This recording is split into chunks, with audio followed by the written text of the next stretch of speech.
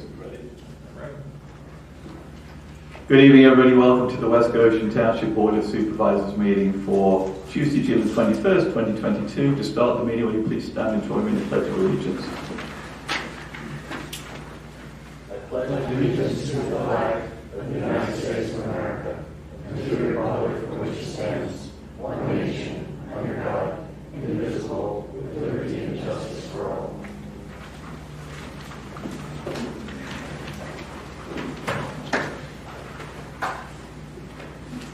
Thank you.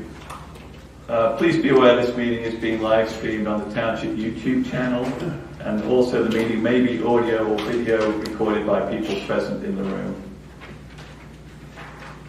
The first item of business on the agenda is item number 3, discussion and possible approval of resolution number 10, 2022, amending resolution number 11, 2019 regarding policies and procedures for public comment during public meetings of the Board of Supervisors.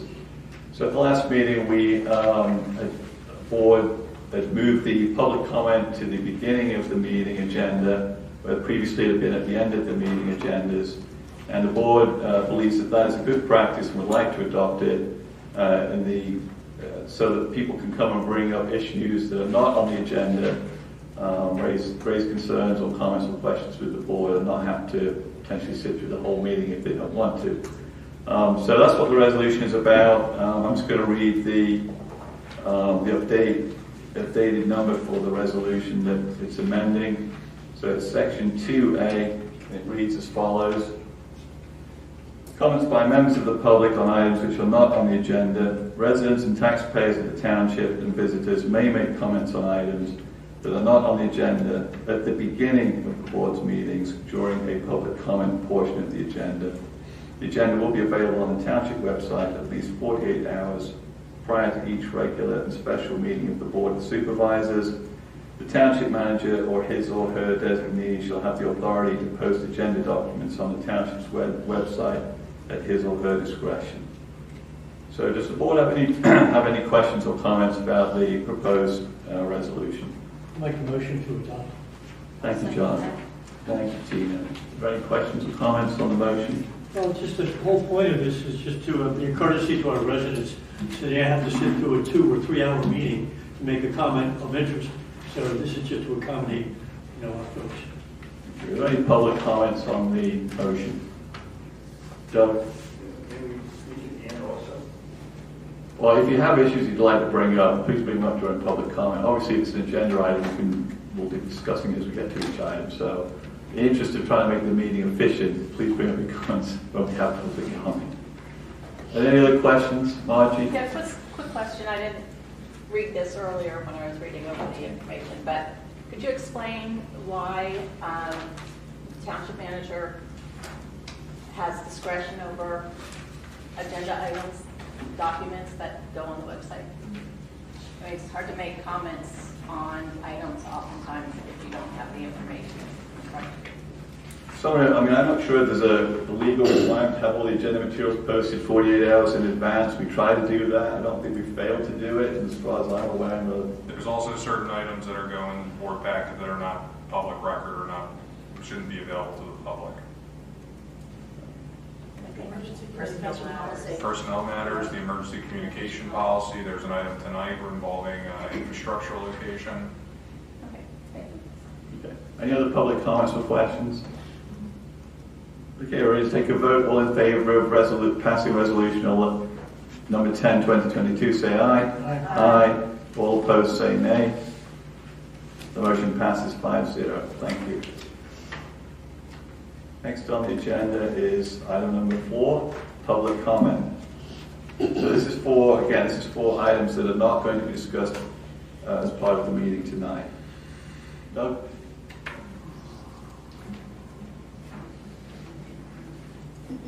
Good evening, everyone. I'm Doug White, 1001 Woodview. I'm making a public comment on behalf of a resident who gave me her verbal permission and to mention her name and address. Marianne Johnson, 1304 Ashbridge Road. Her concern is the increase in heavy truck traffic and construction traffic on Ashbridge Road between Kirkland and Green Hill Road. And she is wondering about the signs that used to be on the road limiting or restrictive signs for truck delivery and weight limit. So I just wanted to bring that comment up to the board and get some feedback. And Dave, do we have signs on Ashbridge Road? I don't know if I Okay, thank you. Okay, thanks, Doug. So Dave, Rick, Chief, you can just look into that and see if something's changed in terms of signage or whatever, right? Respond to Doug. Yeah. Thank you. Any other public comments or questions? Okay, then we'll move on to agenda item number 5, which is discussion regarding applications before the West Goshen Township Zoning Hearing Board. There's 2 applications, and I believe, Jamie, you're going to lead us through this agenda item. Oh yeah, thank you. We have our first application is for the property at 909 Paoli Pike, which is actually known as West Goshen Shopping Center. They are requesting relief for 5 different requests, 3 of which are dimensional variances, 1 of which is to not provide a loading space for a proposed fast food restaurant. And the last one is to allow construction of a bypass lane within a steep slope. And we are going to try to project the plan. The applicant is here, and I believe also the engineer.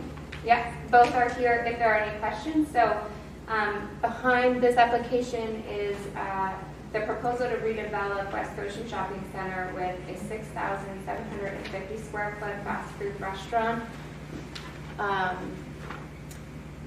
which will come up at some point, and also an addition of 10,250 square foot expansion to the Kmart building. The fast food restaurant, it's hard to kind of explain where it is, but it's in the southern portion of the parcel. It's closer to Paoli Pike.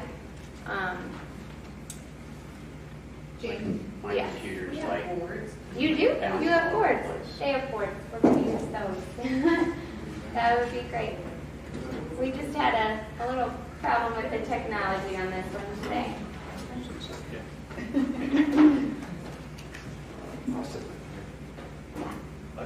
Great. I have these in front of me. Yeah, If you you want to should show let them to the public, that would be great. Okay. So they are here just in case the board had any questions. So if you don't mind, Jamie, I'd like to walk through, if the board's okay, walk through each of these 5 requested variances and just talk about each one, so at least we fully understand them, and then see if there's a particular position. I wanted to leave that up to you. Yeah. Yep, that's fine. So we could start with the first variance, which is to provide a building setback of 34 feet from the right-of-way. This is for the fast food restaurant, whereas 100 feet is required in our ordinance. So on that drawing, could you show us where this encroachment on the right-of-way is for the fast food restaurant? So the encroachment on the right of way would occur where the proposed canopy would be. Okay. So that's where the encroachment. Okay, so it's that corner. Sorry. So if you show the public also, that would be great.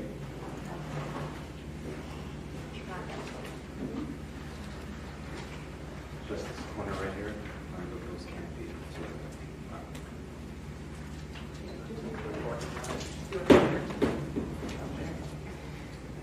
Excuse me one second.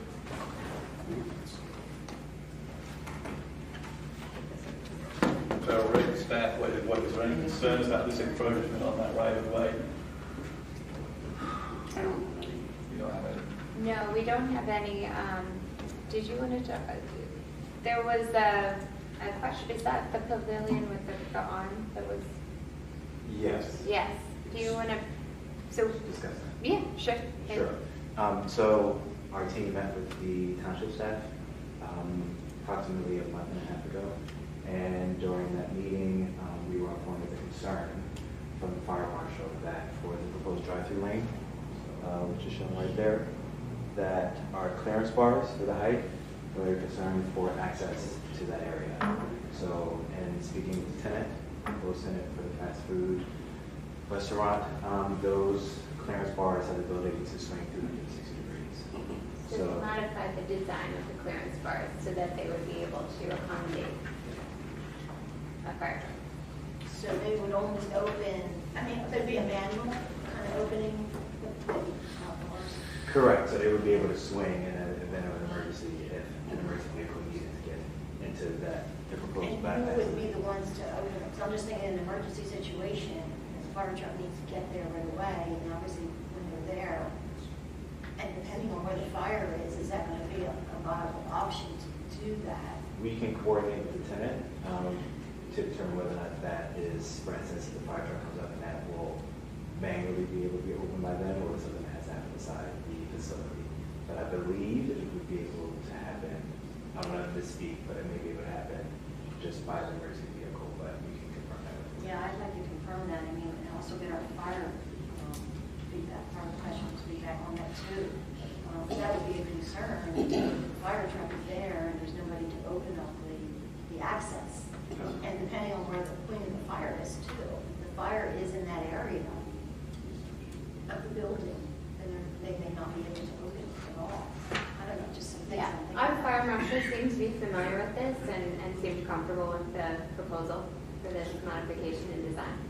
Okay, so could we ask that, you're talking about Andrea, right? Mhm. So could you ask that Andrea document to the zoning hearing board that whether she has any remaining concerns based on the modification to the design? Sure.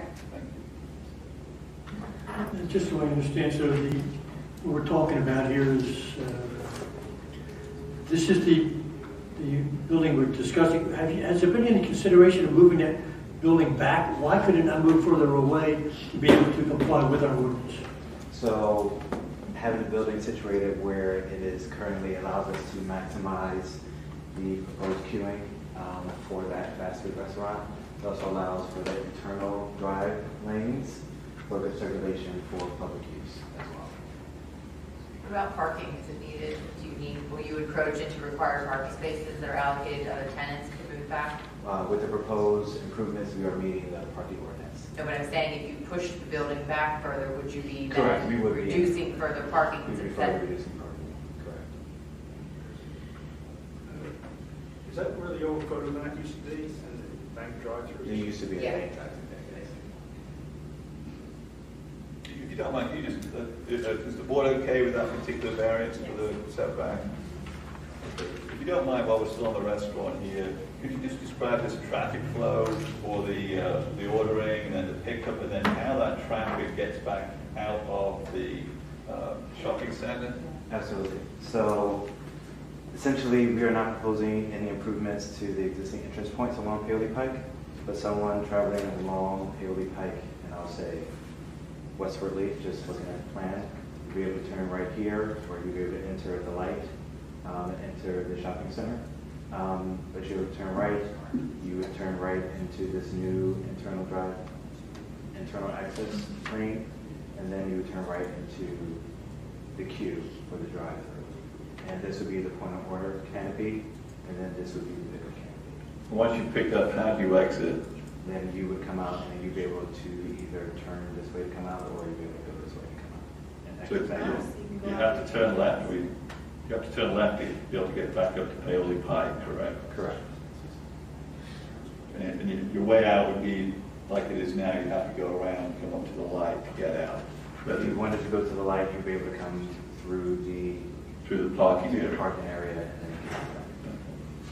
then. Thank you.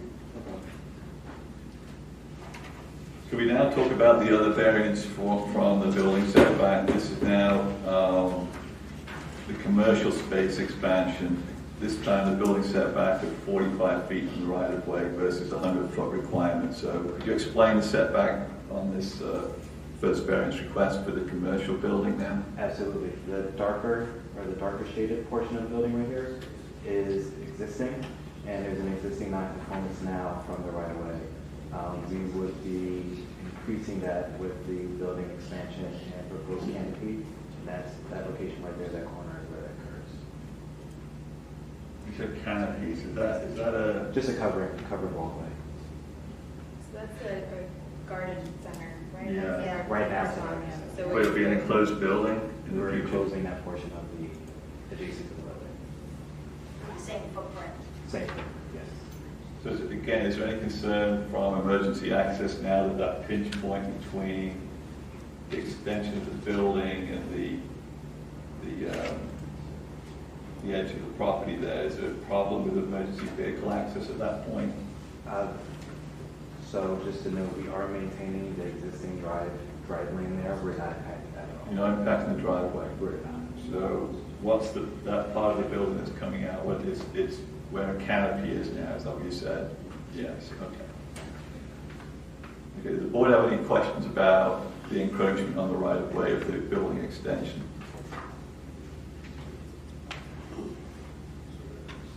Okay, we're ready to move on to the second relief requested, which is a variance to not provide a loading space for the proposed fast food restaurant, where our ordinance requires one loading space for this type of property. So why is a loading space not required for this fast food restaurant? In correspondence with the tenant, their logistics have deliveries happening outside of their operating hours. So any delivery vehicles will be able to utilize the proposed parking spaces in front of the fast food restaurant for delivery. And we have expanded or widened the entry points to allow vehicles, delivery trucks to enter that space.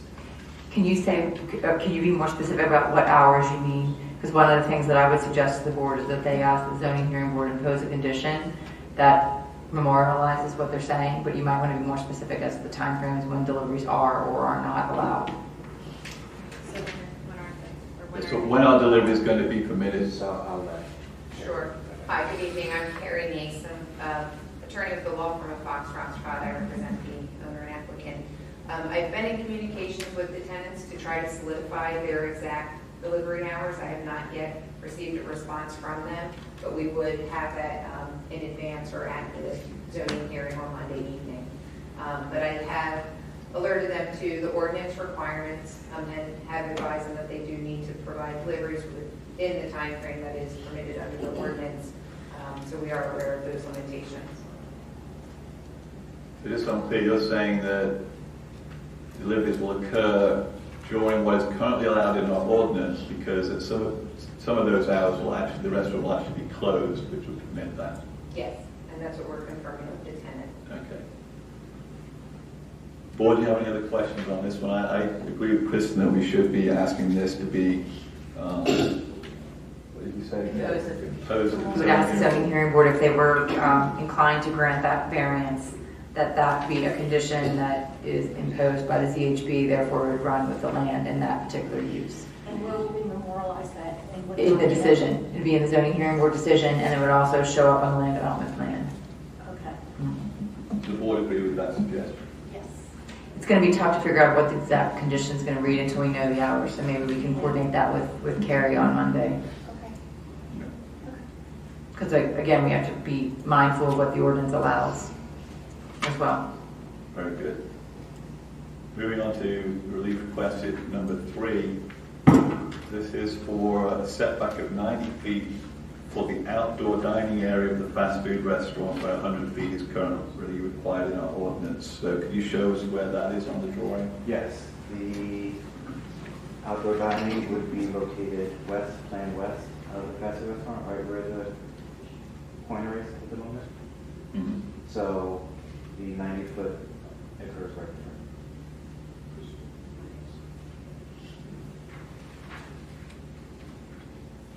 So why is the outdoor dining adjacent to the drive up for the ordering? Why isn't it? Separate. Yeah. Actually, why is it? I guess why is it even closer to the? Why is it in this area at the rear of the property or the front? So placing it in the rear of the property would further encroach into that setback requirement. Yeah. So placing it on the planned west side allows us to maximize our distance from the right of way, so that we can apply that as best we can. And also allows for, to your question, allows for any patrons to exit the building, go right into the outdoor dining. And then what is surrounding the outdoor areas? Are bollards or some type of protection from a safety standpoint? So in meeting with the township staff, that was also one thing we discussed. There is a proposed fence by the tenant, but we have also had bollards based upon comments we received from township staff. So there will be bollards there as well. Fence and bollards, both. Fence and bollards. Okay, explain that. Are they going to surround the perimeter of the outdoor dining area? How many feet apart? The bollards would be along the drive lane closest to the outdoor dining, and they are currently spaced approximately 4 feet apart. 4 feet apart? Yes. Okay. Maybe the board again could request that the ZHB impose a condition about the placement of the fence and bollards, and maybe have the fire marshal provide her recommendation or your engineer on how far apart they should be as far as maximizing safety. And I'd also like to know what the bollards are constructed of or will be constructed of. What type of material, because there's so many different kinds out there. Correct. Impact for impact. That hasn't been formally finalized at this point, but to your point, there are multiple materials that can be used. So it's something we work with township staff. Especially for high traffic area, there were typically moved out. We have standardized bollard designs, and 4 feet is an acceptable spacing. Okay. You comfortable with this variance? Did all the board say they're comfortable with this particular request of variance, given the suggestion from Kristen again to incorporate this with the specific request of the zoning hearing board? No. The same thing, James, would like the suggestion from Kristen incorporated as part of any approval the zoning hearing board may grant. Okay. The next requested relief is for a landscape area to be considered with a side dimension of only 2.7 feet where 5 feet is required. Could you explain where those landscape areas are? It's one landscape area. It would be for this proposed island located right here. And the 2.7 distance occurs planned north to south. Can you show me on that big screen? I don't see a landscape area where you were indicating, really. It's right here. That is landscape? That is green area. Okay. You got it. So overall, overall it looks to me like there is much more, there's a lot of addition of small landscape islands within the traffic flow and parking area than there exists today. Is that correct? That is correct. So you're just asking for this particular location not to meet the standard that we have? Correct. The board have any questions on that? Yeah, my question to Rick was why do we have 5 feet now? Is it from a stormwater standpoint, impervious area versus the 2.5? Is there any engineering reason why we would have 5 feet versus 2.5? I would assume that's what the former township engineer decided was appropriate about 30 years ago. Okay. And It it's stopped. hasn't changed since then. It's an old requirement.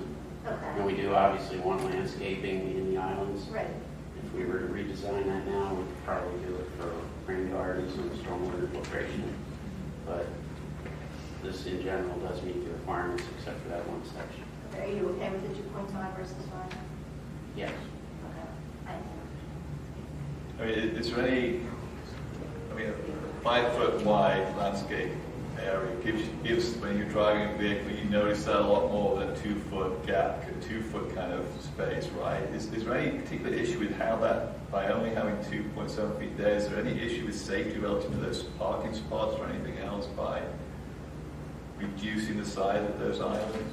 Well, there's nothing there now, so I think it's an improvement over the current conditions. I mean, if I had my druthers, 5 feet would be better, but again, 2.5 feet is a lot better than what's there now and provides some additional protection. Okay. Does the board have any other questions about this particular requested relief? So will the zoning hearing, no conditions on this for the zoning hearing board to consider, just whether they grant it for that one. Okay. And the final requested relief is number 5, which is to allow the construction of a bypass lane for the fast food restaurant within a prohibitive steep slope. So could you explain that issue? Yes. So the tenant is currently proposing 2 lanes in which patrons using the drive-thru will be able to order and go to the point of order canopy and get to the pickup canopy. The most outer lane, which is the third lane, they're currently proposing is a bypass lane. This section of that lane is located in steep slopes. The bypass lane allows for cars to exit if necessary, also allows for racing vehicles.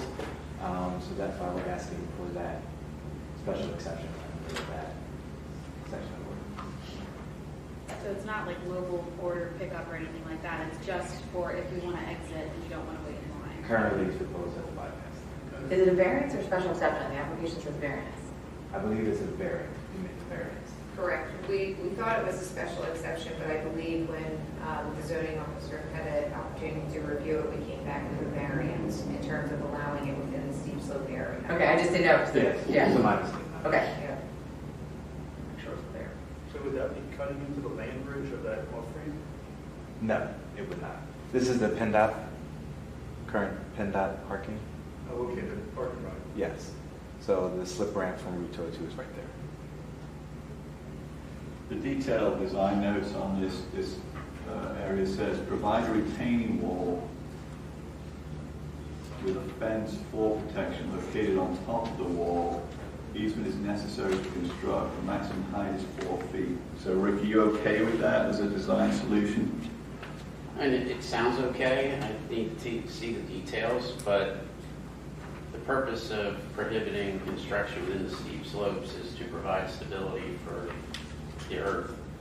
This whole area was disturbed in the early 60s to build this shopping center. So the steep slope requirement is basically for undisturbed steep slopes. It's not an undisturbed steep slope. There's been construction here numerous times. So as far as that goes and stability, I'm not concerned. How to get the exact height of the wall and location of the wall, that's really a design issue, not a zoning issue. So we would typically look at that during land development. Okay, so when you get the detailed land development plan, you'll be looking at that closely. So from a zoning hearing board perspective, you don't have an issue with this encroachment on the steep slope. Okay. Are there any board questions or comments on this final relief request? Has an application been made for land development for this project at this time? Okay. So it hasn't even been presented before the planning commission? Okay, so anyone in attendance, you've heard the board discussion around these 5 requested reliefs. I open it up for any comments or concerns that you haven't had a chance to raise. Is there any comments you have on the requested reliefs that are going to be presented to the zoning hearing board? Doug? For the proposed retaining wall, how deep is the grid going to be into this slope? The grid would be, well, the type of retaining wall hasn't been finalized at this point, so we were to use an MSE wall or a concrete wall or a big block wall. The goal would be to minimize that embedment length as much as possible. So approximately, I would say right now, based on a 4-foot height, it would be approximately 40 to 60. For the grid? For the grid or concrete embedment length, or for the block retaining wall. But our goal is to minimize that. Well, the grid is a good thing to have. Right, if we do an MSE wall, we would have to do the grid. So a 4-foot high retaining wall is minimal height, and it could easily be done with a gravity wall rather than an MSE wall. So if there's not enough room for grid, they just have to use a gravity wall. It's not a big deal. Okay. Any other comments or questions?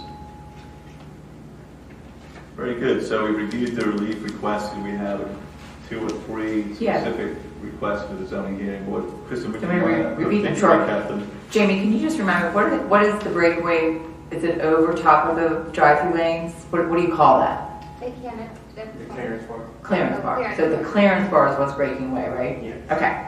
So what I heard the board say is that you would not oppose the application, but you would want a letter to be sent to the zoning hearing board asking that 3 conditions be imposed. The first is have the township fire marshal document to the zoning hearing board if she's comfortable with the design of the breakaway clearance bars, and if she's not, to suggest a revised proposal so that she is comfortable. The second is to have the zoning hearing board impose a condition relating to deliveries to memorialize the applicant's statement that the loading zone is not needed because deliveries will happen when the restaurant is closed, but we don't know yet exactly when that will happen, so that detail will have to be worked out with Jamie or myself and the applicant once she can confirm that with the tenant. The third condition is that the bollards, again, I want the township engineer to confirm that the spacing of bollards, let me back up. Bollards and a fence must be installed to divide the outdoor dining area from the nearest drive aisle, and the specifications and spacing of the fence and bollards would be approved by the township engineer. I would add the one thing relative to the bar, that we're going to get clarification whether it's a manual or remote process. Well, I think that goes without saying, that she's got to feel comfortable that however it is that those are being broken by the emergency vehicle, whether it's because the emergency vehicle can just manually do it, or whether there's some communication with the tenant of how it happens. I mean, I think that those details will be worked out. Okay. That they're going to work as designed, that there will be no delay by an emergency vehicle being able to break through them to be able to fight a fire. So I think that will go with it. We can explain that to her in more detail. Thank you. Any other bills from the board on Kristen's summary? Okay. All right, thank you very much for your attendance. You need to make a motion to that effect. Oh, we do? Yeah. So moved is fine. Okay, so I'm slipping, yeah. So I'll make the motion to take those conditions to the zoning hearing board as described by Kristen. I'll second. Thank you. Is there any further board discussion? Any public comment on the motion? Okay, all in favor say aye. Aye. All opposed say nay. The motion passes 5-0. Thank you. Thank you. I think we're done now. Thank you. Okay, Jamie, application number 2. Yeah, the second application for the zoning hearing board on June 27th will be for the Westtown Way sewage pump station at 837 and 839 Falcon Lane. The applicant is requesting a special exception pursuant to section 84-90.9F of the West Goshen zoning ordinance to permit this construction of improvements of an electrical pad and other miscellaneous site improvements at the pump station. So it's grading the electrical pad for the existing equipment. They are located in the floodplain, so that's what the special exception is for. Thanks, Jamie. Sure. So does the board have any questions or comments on the proposed design, the special exception being requested? So that at the top right there is the new concrete pad with the equipment placed on it. There's a concrete walkway being connected to the driveway, and there's another little pad there to the right, correct? Yeah. So those are the 3 new additional impervious surfaces in addition to the repaving of the roadway. Has the roadway expanded to any degree? No. Okay. Does the board have any questions or comments about the special exception being requested here? Is the concrete pad going to intrude onto the parking spaces in any way for Bartlett Park? No. No. So the emergency generators will be on that pad also, correct? Yeah. For the new emergency generator. Right.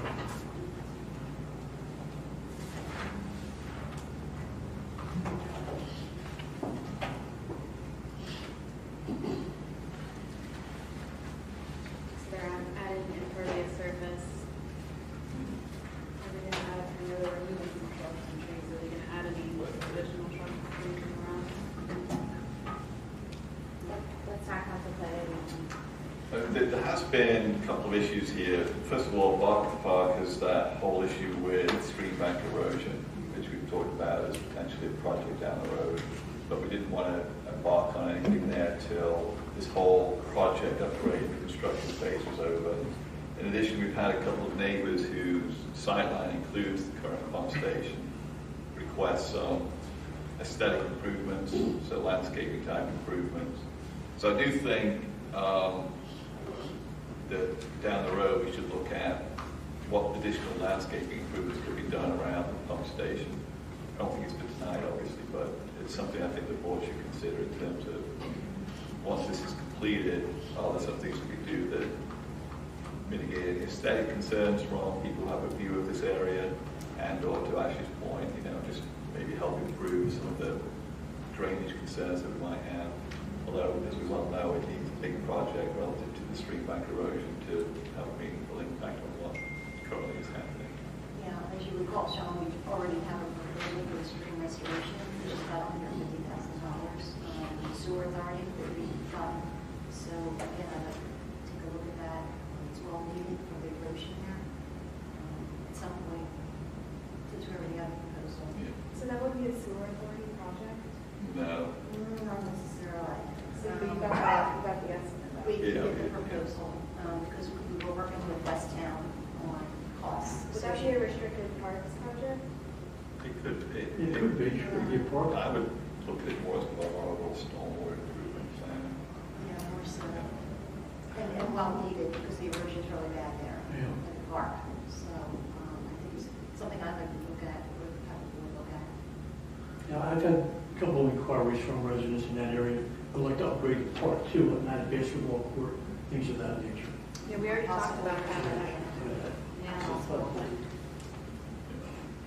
Well, just in general, this is a much needed upgrade to the West Townway pump station. This pump station handles 35% of the total flow that goes to the sewer treatment plant. It's long overdue in terms of infrastructure improvement, the emergency generator location, new equipment is much needed.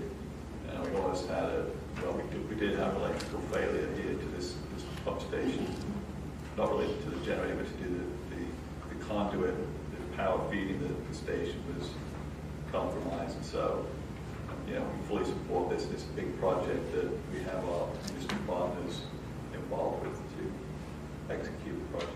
So we're not doing this for nothing. Needed. Did you have something to add? So I'll make the motion to. Yeah, Sean, with you and Tina Marie being on the authority board is probably better for you two not to. You are technically the applicant. What are you? Okay, well, You are a representative of the applicant, so let's have you two not vote. You shouldn't. No. I don't think it's going to have much controversy. I think you're going to be okay. All right. We've been turned down. Rejected We again. won't take it personally. You're overachievers by being on both boards, right? And unless the balance of the board is going to take a position in opposition or to recommend certain conditions, then I don't know if any action No, is necessarily yeah, required. that's right. Yeah, if you're good with that, you can say proceed to the zoning hearing board. So is the balance of the board okay with proceeding to the zoning hearing board? Yeah. sure. Yep. Okay. All right, We're excluded. let's move on. Thank you for saving us, Kristen. Hopefully we can be involved with this next one. Item number 6, discussion and possible approval of a final subdivision plan for the Woodlands of Greystone Phase 4 for RLD Greystone LLC, consisting of 105 residential units. So Rick, would you like to explain this one? Well, actually, I believe the applicant is here. It would probably be more appropriate for them to give Very you good. an overview.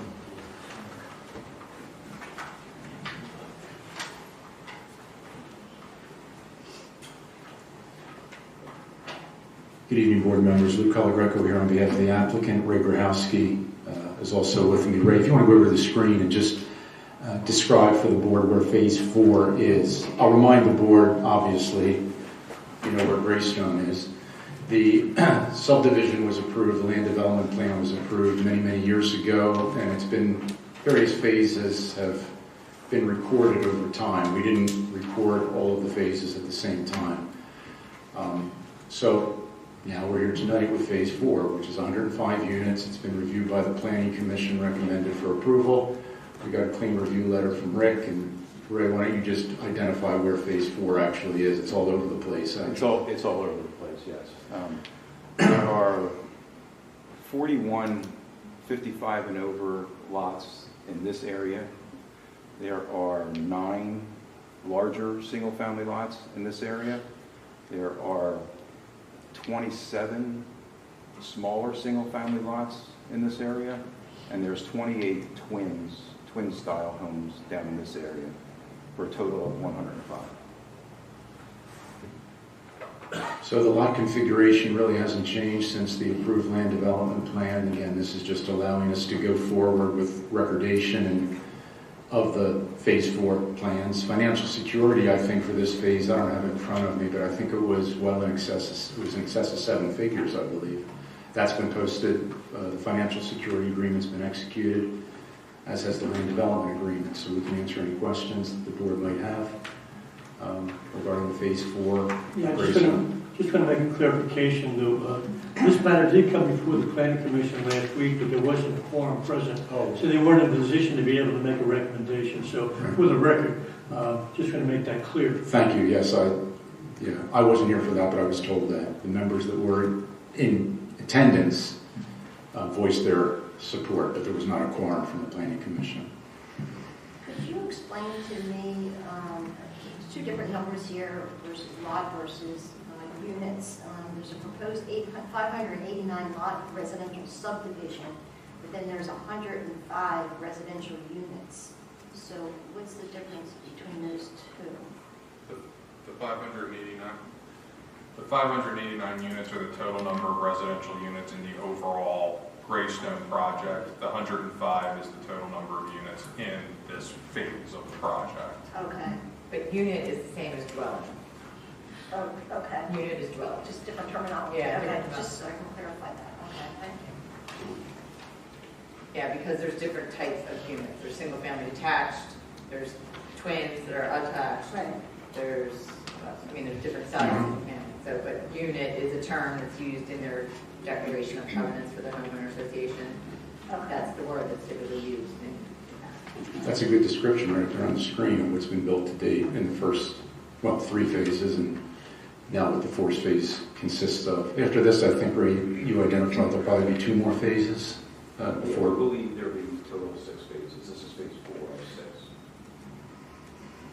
6. So Rick sent a letter to RLD Greystone dated March the 29th, in which he outlined some issues that needed to be addressed before the plan was scheduled before the Planning Commission. And we have the letter in front of us today. Could you explain how those have been addressed? So the first is about Section 7218. There's 3 items there, and then Section 7230 has 3 items as well. Could you explain what the situation is now with regard to those issues? I believe with the driveways, it was just a driveway too close to the property line thing, so that was fairly easily rectified. The 20-foot existing vegetative buffer has been disturbed in a couple of locations, and what Rick wanted was a detail of how to replant that buffer, so we supplied a detail to how that buffer was to be replanted. The infiltration basin comments, we provided some engineering guidance on some of the infiltration basins aren't percolating on site. So we had the engineer look at it, and we provided some engineering recommendations on how to scarify them, remove some of the soil, put amended soil back in, and that was submitted to Rick for his review. Subsequent to that, I think the rest of the comments are all infiltration basin related comments. So what you submitted to Rick was intended to address all 3 of those different infiltration basin locations. I'm sorry, say that again. So you said you provided to Rick details of what you were going to do to improve infiltration basins. So the 3 separate areas of basins listed here. So the solution you provided was for all 3. Yes. Is that correct? That's correct. So Rick, you've received that information? Yep. Are you comfortable that the proposed solution is the best way forward at this point? Yes. And you're comfortable with the detailed landscape plan to restore the vegetative perimeter buffer? Yes. Does the board have any other questions for Lou or Ray or Rick? For the infiltration process, help with the basins that were there. Is that a permanent solution? You know, what was involved with that? Well, or is it temporary? It will be a permanent solution, or we're not going to do it. Something happened when the basins were built. The infiltration tests that were done during design showed that they should work. When they're actually constructed, they don't work, and there's 5 of them that don't work. Right. And the design is to remove the existing material, scarify the subsoil, amend the soil with sand, mulch, other amendments to make it more porous, and then to replace it, being sure that it does not get compacted. The most likely cause of the problem is somehow the soil got compacted during construction. In addition, we're actually out at the site today working on one of them. The engineer that's working for RLD or Ray or whoever they're working for is actually doing on-site soil testing now, and in one basin found a clay lens. So we need to get a detailed view of that clay lens to allow this proposed design to work. So it's not the orifice or any construction type of things that need to be done? No, Okay. no, but each basin will be retested individually to make sure that there's no other overriding conditions that will prevent it from infiltrating. If there are not, then this detail will be done, which should provide the appropriate infiltration. And the thing is, we really want infiltration here. We don't want to have to do a managed release concept or something like that, because then you don't get the benefit of the infiltration. So, you know, we want to make sure that we check everything out, make sure that we dot all the I's, cross all the T's, make sure it's going to work, and then get it to infiltrate properly. Okay, thanks for the explanation, Rick. Also, will these basins be inspected every 5 years? They will be inspected more frequently than that. These will be on HOA property, and there is a set of inspections that are specified in the operation and maintenance agreement. So they're inspected annually for the first 3 years, I believe, and then it's every 2 or 3 years after that, and a written report is provided to our office. Okay, so it's not done by the town, the inspections are not done by the township for the first 3 years? No, however, having said that, we will inspect them as well as part of our NS4 permit, at least every 5 years. Rick, can I ask a question on that as well? Will the DEP, before they get a notice of termination, will they go and look at these as well to make sure they're working? Not likely. Oh, okay. I thought they maybe would. The Conservation District will, absolutely. But DEP, I can't remember the last time I saw DEP on termination inspection. But the Conservation District won't let them close out their permits unless they're working as designed? Absolutely not. Okay, or something else is done, okay. Yeah. I thought that. So where something has failed initially to not meet its design intent, like infiltration, what is the track record of long-term success where you come back and do this type of fix for a basin? Is it highly successful? Is it 50-50? I mean, in other words, like, shouldn't compact in the future. What happens 5 years down the road when it's the same old problem? Well, that's a good question. I don't have an answer because we haven't done this fix before. However, I will point out that the same engineering firm designed the infiltration basins at Rangley Court, which have been in place since, I believe, 2014.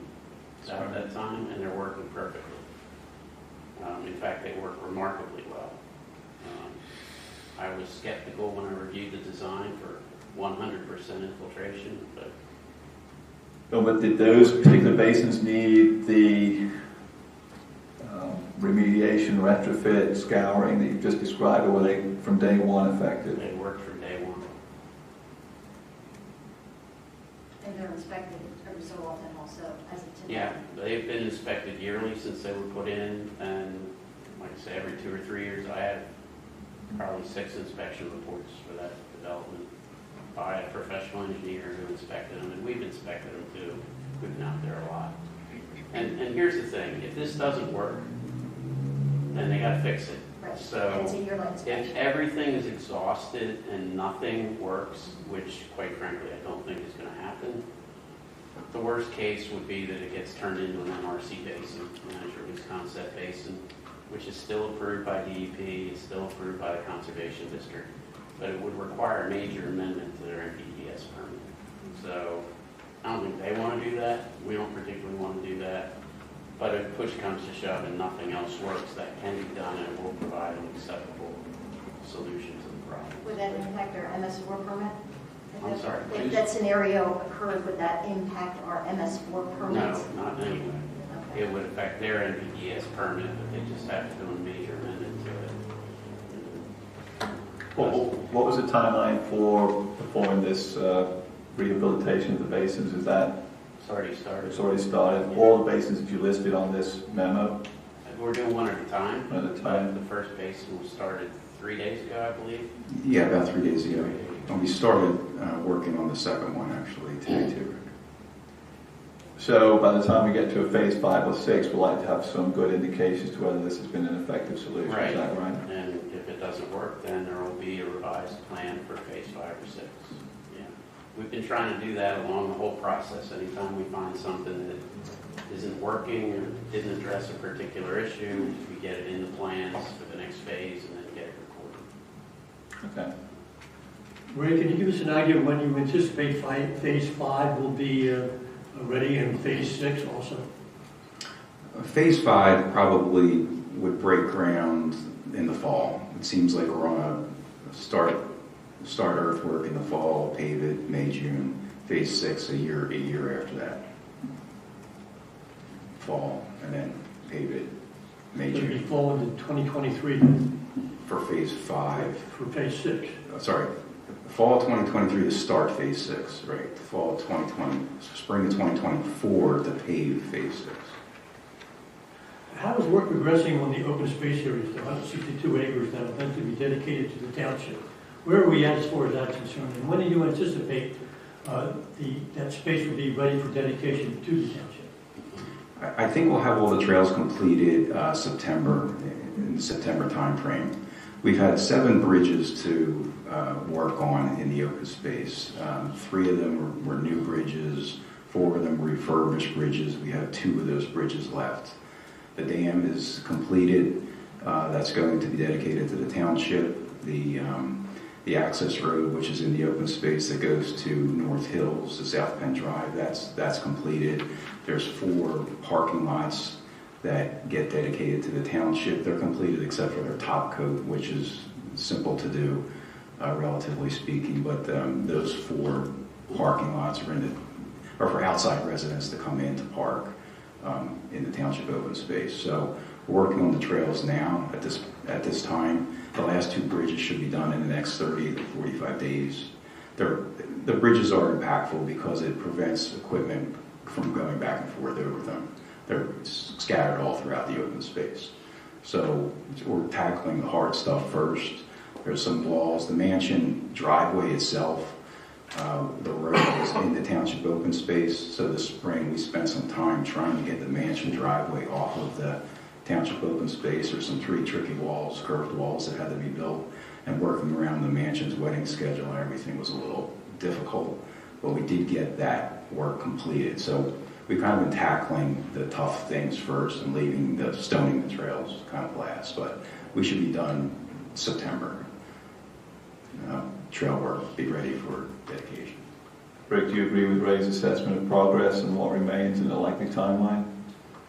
Yeah, the only thing that I would also add is there still are 2 more dams to be done, and that is not in the township's open space. It's on separate parcels.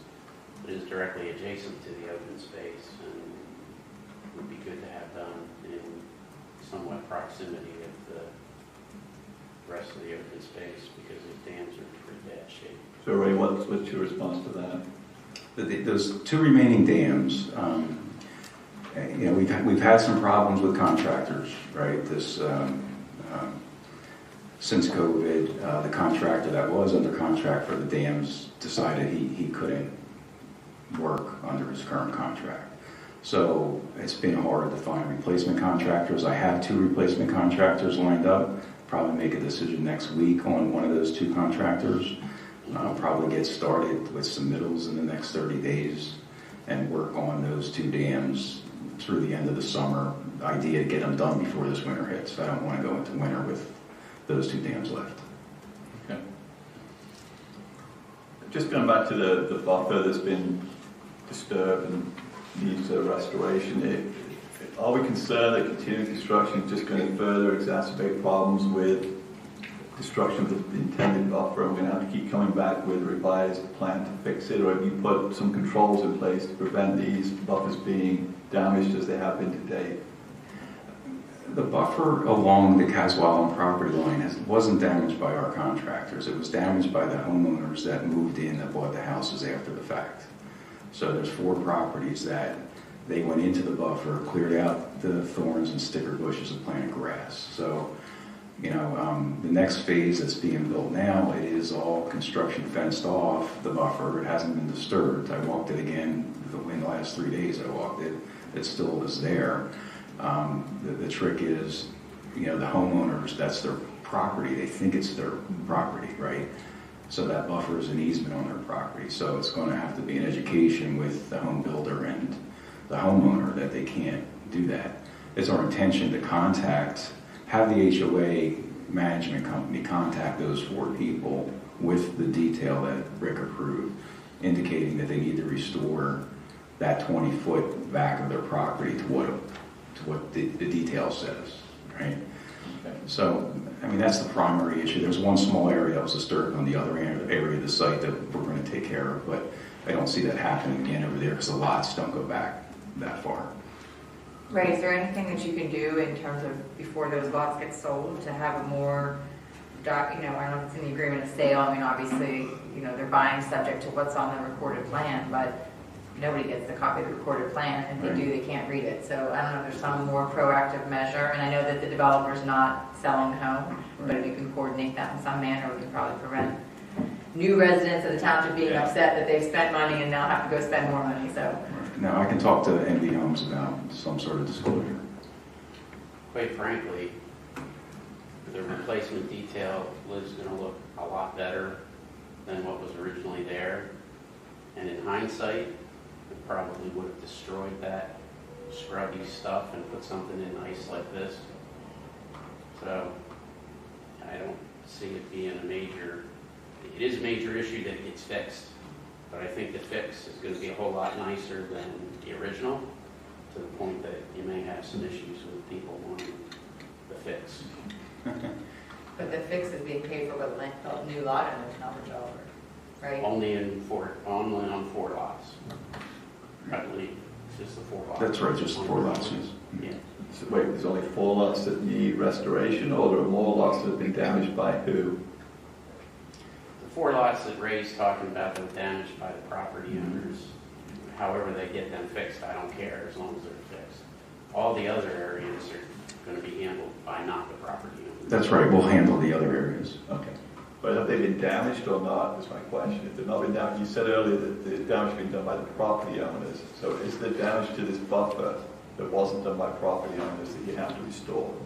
There is one area on the other side of the site that was damaged when we put in the retaining wall on the other corner of the site. Okay. And we'll repair that. But, yes. Okay. Does the board have any other questions for Ray? Just to follow up on the buffer, when do you anticipate the repairs will be done? After all construction is completed in the areas, or is that something that can be done on a piecemeal basis? The repairs of the buffer, we're going to have to try to get the homeowners to get on board, right? That's the next step here. You know, we're going to start to notice them through the homeowners association, see what the reaction is. And there's also no point in doing buffer restoration until the construction in that area is complete, because you don't want to screw up what you just put in. The 4 lots on Gershwin are complete. That's right. And that could be restored, but anything else probably is going to need to wait a little bit. But how is that going to work? Are you guys sending them notice? Is RLD sending them notice? I mean, how's that working? We're going to have the homeowners association, since they have the leverage over them. The declarant still controls the HOA board. Okay. So what does that mean, the declarant still? Who is the HOA at this point? The declarant. I I mean, all members of the, anybody that's bought a lot is a member of the association, but the control of the board of directors is still in the hands of the declarant. And the declaration calls out when the declarant must release some of the control on the board of directors, and that's based on the state law. When a certain number of units are sold, they have to start releasing their spots on the board of directors and get lot owners to be on the board. So, sorry for language, but who are the actual people who are the big declarant at this point? The developer, RLD. RLD. Okay. They have all the control of the board at this point. Yes. Do you know what the triggered, the number of HOAs that triggers that? How many? Number of lots? Yeah. I don't know. I think it's 75%. Well, total control of the board has to be in the lot owners when 75% of the lots are sold. Other questions from the board? Before I ask for if the board's willing to make a motion, I'm going to open it up to see if there's any public comments on the phase 4 development. Are there any questions or comments from the public for Lou or Ray? Doug? I have 2 comments. Rick, could you put up a picture of the overall plan? Okay, just so the board understands, there's supposed to be a retaining wall right along here. It was originally going to be straight up and down. Now it's going to curve a little eastwardly in here, and it's going to come back in. So that was a change. I felt it was a good change. And also, the next question is, on top of the retaining wall, there's going to be a fence. Is it going to be a decorative fence? What kind of fence? Is it going to be a high fence? Just those details, please. It's a post and rail fence with wire mesh to meet the building code on top of it. Same as the fence on all the other walls that are out on site. So it's post and rail with mesh. That's right. And is that meant to be a protective fence to keep people from falling, or just that? It's meant to be protective. I think building code requires anything over 30 inches high have a fence, whether it's a deck or a wall. What's your question, Doug? Is about there's a wall that's different or something? Is the shape of it's different? Yeah, it's not exactly straight up and down. It's going to curve eastwardly in 2 spots. And why was that? Was that a change, Rick, or It was a field change. field change? It had to do with the grid structure holding up the wall. There's Trying to stay There's away fabric grid at various levels in the wall, and to get enough clearance within the property to do that, they had to move the walls. But it was reviewed as a field change and approved by the design engineer and myself. Okay. It's actually a good change. It provides a little more. Are there any other questions? The public, Margie? Yeah, I'm just going to throw out a few comments. My opinion then is that this is really a milestone approval because the plan, as I recall, and I understand it to be, was to be approved. Well, it's 2 phases, but then the first phase was allowed to be approved in phases. So I kind of look at it as phase 1, A, B, C. So, and 1, A, B, C, the first 3 phases, have been purchased by the developer. So now we're on to phase 3, or phase 2, big umbrella look at it. They're referring it to phase 4, but because I think it's such a milestone approval, I just feel and I wish that the importance and the agreement about the open space would have had a little more oversight by the township because, again, I see this plan, all hundreds of pages of it, is really a contract between the township and the developer. So, you know, on some points, it's like, I don't blame the developer not for focusing on the trails. Not going to get any income from that, so I get it. But that's where it falls on staff and elected officials to make sure that, you know, the agreement that was agreed upon follows through. So this obviously is going to be approved tonight, I understand that, but I'm wondering if you would consider saying that this phase 4 approval is, or phase 5 approval would be contingent upon all the open space being completed. The way I understand this, originally, all that open space was supposed to be completed and dedicated 1/3 of the way through, 200 homes out of 6. By the time this phase 4 is completed, they're going to be at 400 homes, so 2/3. So we're lagging behind.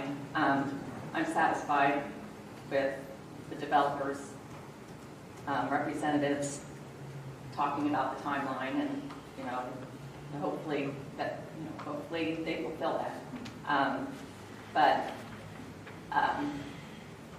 When I read through this, I sent the board a copy of what's recorded, what Ms. Dunspec signed. There's some wording in here that concerns me, and maybe Mr. Calagreco can just confirm it when it says it is intended that the open space parcels shall be offered. So that word intended kind of scares me a little bit. Like, well, that's the intention, but that could change, or am I reading something into that? No, that's correct. So it could, the The intention is there. whole project, anytime that there's been a deviation or a request for deviation from the schedule, we've been come before this board, we've talked about the reasons for it, which have been well documented. But right now, where are you reading from the word intended? This is the covenant? Yes. Yeah, that's in the preamble of the covenant? Yeah, B, it is intended. So that could change. You could not. It already has changed.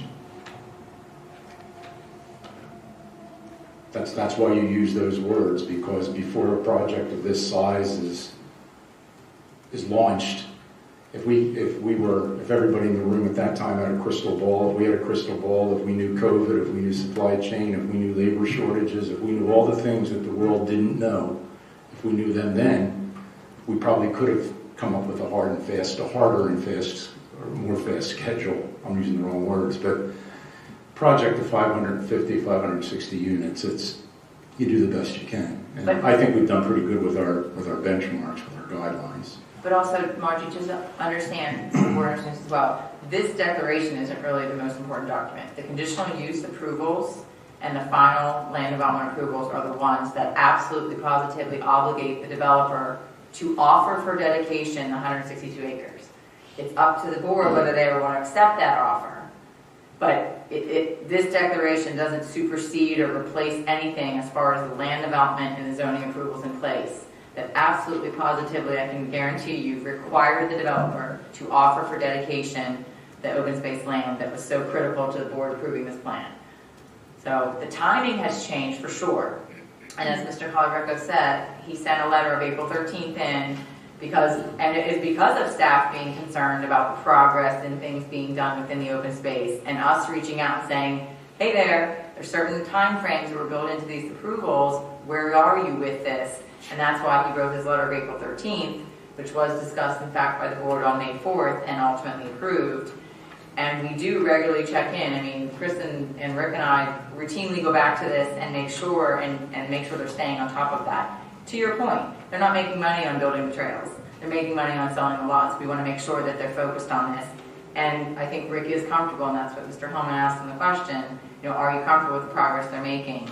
I mean, ask Mr. Calagreco. I send him emails all the time. Where are you with this? Are you keeping up with this? We want to make sure that it's, you're not leaving it till every single house is sold and now you have these remaining improvements to complete. So it is something we're very cognizant of. And to that point, I noticed that the open space is already subdivided out into maybe 6 or 7 different parcels. And is there any reason why perhaps we couldn't take or have deeded over to us, parcel, the top parcel up off Green Hill Road where the parking lot is, that just brings you down to Aram Avenue, and maybe dedicate that area at some point in time, and then a couple months later, a next little area that at least gives the homeowners over there and any residents that may want to utilize some of it. And I've heard expressions from the township that this is a lot of open space and a lot of work. How's the staff going to handle it? How are we going to maintain it? Well, if we take a parcel here and a parcel there. We're not taking all 163 acres at once. So just a thought, that's the way it's written in here, that we, could have it dedicated to us in piecemeal, if you will, and just something that I think is worth considering. It says piecemeal in there? Not piecemeal, doesn't use those words, but, yeah, it says. All or part. Yeah, dedicated. The open space parcels may be dedicated in phases or in total. But we have to figure out how to pay for that. So I have sympathy with how things change, and they do change on projects. It's been a long project from when those plans were originally approved. You've heard questions along the way from the board. We're all very conscious of wanting to make sure that progress is happening on the open space. We challenged the representatives tonight around, are you making progress? Do you think you're going to hit those timelines? Rick seems fairly comfortable with the fact that it could happen. A little concerned about the 2 dams that aren't in our scope, so to speak. But overall, you've heard the board express its interest in making sure this is happening here as Phase 4 gets underway and gets built out. So it seems to me that generally the confidence is there that this is going to happen fairly soon, hopefully by the end of the year. Personally, I'm speaking to myself as a board member, I want to see it all as one package come to the board, not bits and pieces that we're trying to get in and do this and that on and what's coming next. I want to see the work complete to the satisfaction of staff and the engineer, and everyone's comfortable, we're ready to move it all forward. So that's just my opinion. If the board members have a different one, that's fine. Well, can I just make one point on that? It's my understanding that even if we would take one parcel of it before it's complete, doesn't relieve them of their obligation to finish it. I'm also concerned about the public saying, oh, it's been dedicated to the township. The next thing you know, you've got a lot of people in there wandering around and stuff they shouldn't be wandering around yet. So I think it's much cleaner to have as a package and an event for the township and allow the work to progress on all of it and get it done. Any other public comments? Doug, you have one more point? Yeah, I did have some concerns about the Pasalon buffer, but Rick assured me, and I'm satisfied with his explanation, and also Ray, that buffer will be proper and done nicely. And also, there is an incentive to do the parks because that's going to be an incentive to sell lots.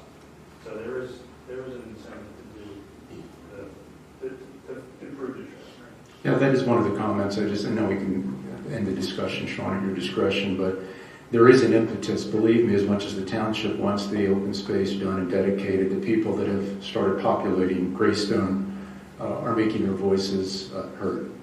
So, we're hearing it from all sides. So you heard Ray, the fall is the landing date. Now, of course, the township, I guess you'll have a discussion amongst yourself, or we'll have to start into discussion as to when are you going to be ready, to take dedication? What do you have to put in certain planning, this, that, and the other? But that's none of my business. We can time that accordingly whenever you want to have that discussion.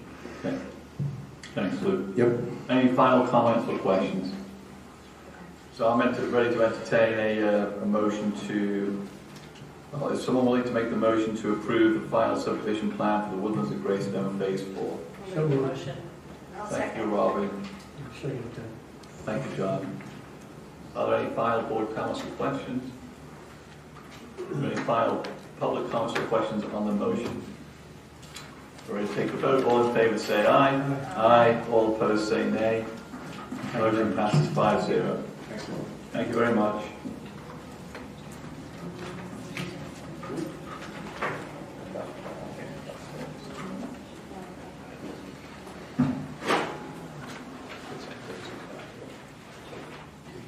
Okay, next up is agenda item number 7, discussion and possible approval of a request for a waiver of land development for Manor Crossing LP at 700 East Marshall Street for the installation of a pavilion.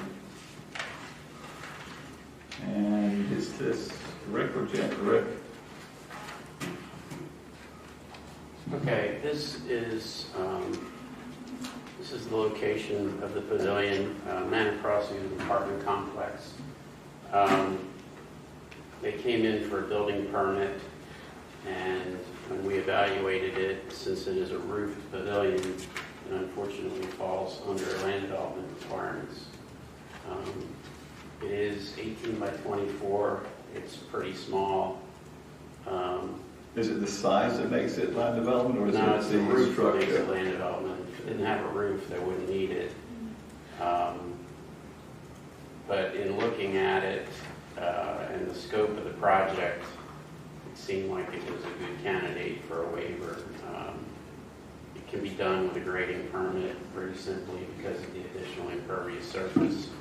But to bring something of this magnitude all the way through the Township Planning Commission, County Planning Commission, Board of Supervisors, for an accessory structure that doesn't even have walls and doors is a real waste of everybody's time and money. So, How do you access this pavilion? It looks like it's tucked away in a wooded area, or at least a, open area. I can't answer that. There's a representative from the applicant here. Yeah, I'm sorry, what was the question again?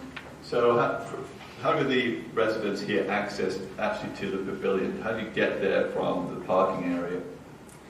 There is like a wooden bridge that we built like years ago. We were planning on getting rid of that, and there's just like a grass area that they can walk through there. You said the bridge, is there a creek or is it wetlands there? It is just like a small trench that comes through shellers, and it goes through the property. Rick, have you looked at the site? I have not. I have a question. This area here, is this the Schramm property over here? Yes. Adjacent to, all right. Is there a high voltage line that runs right along that property line that feeds that industrial park that you are adjacent to? My only question is, do you have any proximity to a high voltage electrical line? When I looked at it on the Google Maps, it looked like there was. My only concern would be the height of the building. It looked like it's 13 feet. I don't know where that would put you in proximity to that.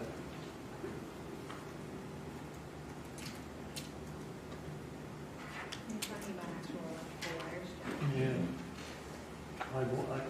Again, I did not go to that particular section to look at it, but looking at it in Google Map, it looked like it was a high voltage lines running along the property line between the apartment complex and Schramm.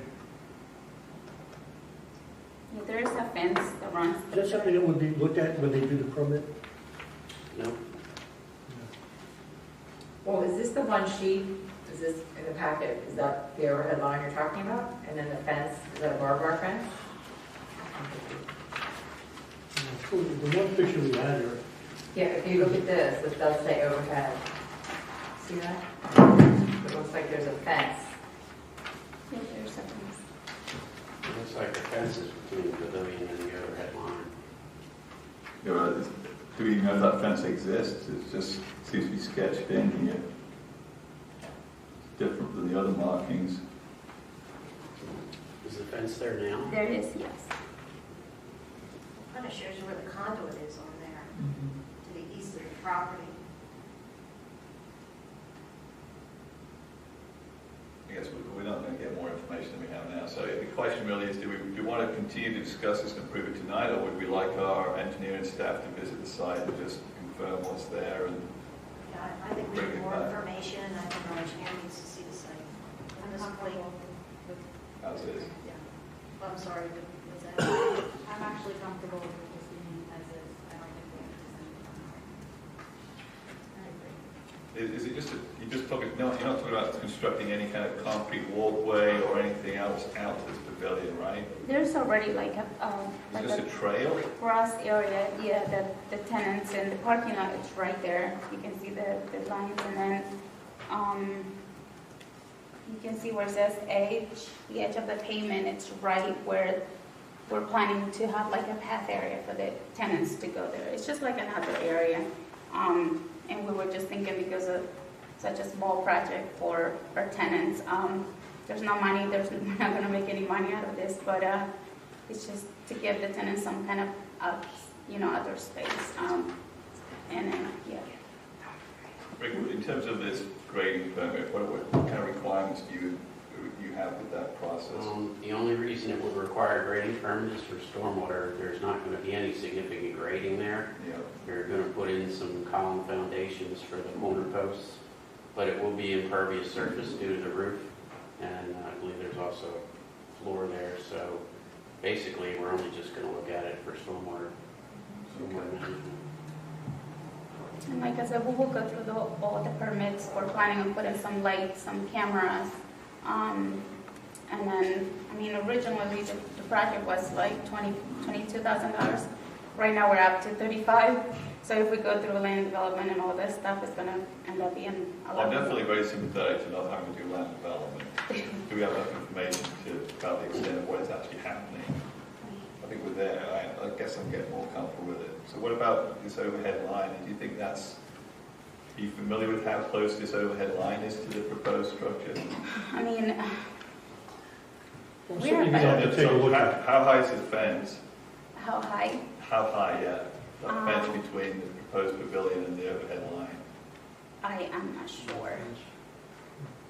Well, as long as there is a fence between the There pavilion is, and the yeah. overhead line, I mean, And it's there's an some- overhead line. Yeah. So the only concern would be, is the roof going to infringe on the overhead line, which is unlikely, but the roof isn't under the overhead line, so I don't really see where the concern is. In fact, I think the lines are not even up high. They're like on the ground. They go like this. All right. Board have any more questions or comments? Does someone want to make a motion to approve the request for waiver of land development for Manning Crossing at 700 East Marshall Street for the installation of the pavilion? Ashley's made a motion. I'll second. Tina is second. Is there any final board comments or questions? Any public comments or questions? Doug? Where exactly is Marshall Street relative to that pavilion? Is that in the back of the property? It's in the back of the property. Okay, so there's no issues with pedestrian safety or cars being nearby or anything like that? No. Okay.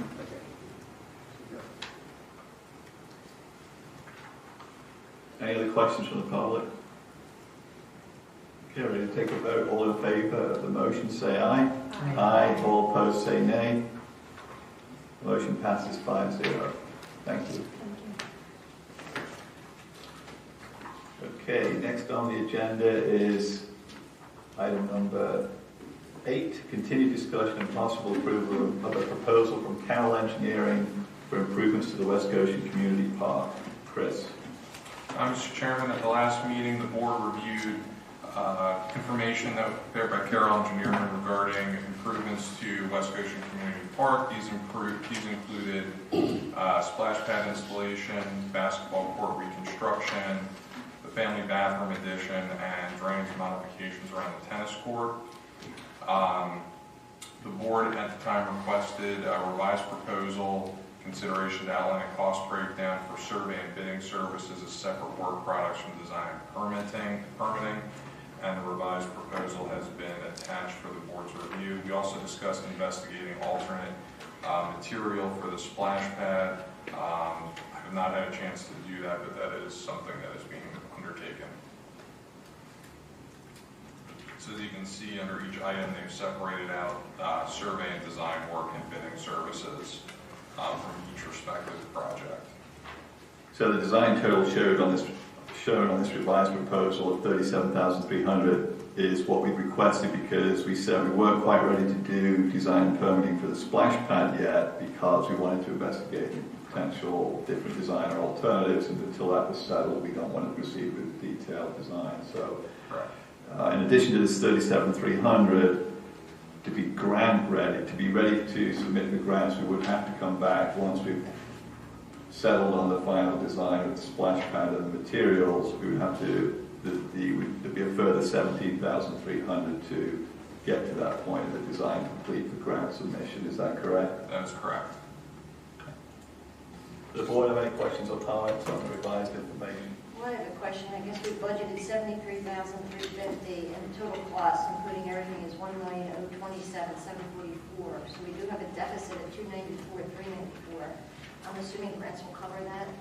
Well, no, the total amount that was budgeted was $733,350. Right. And the amount, the total amount, everything was $990,475.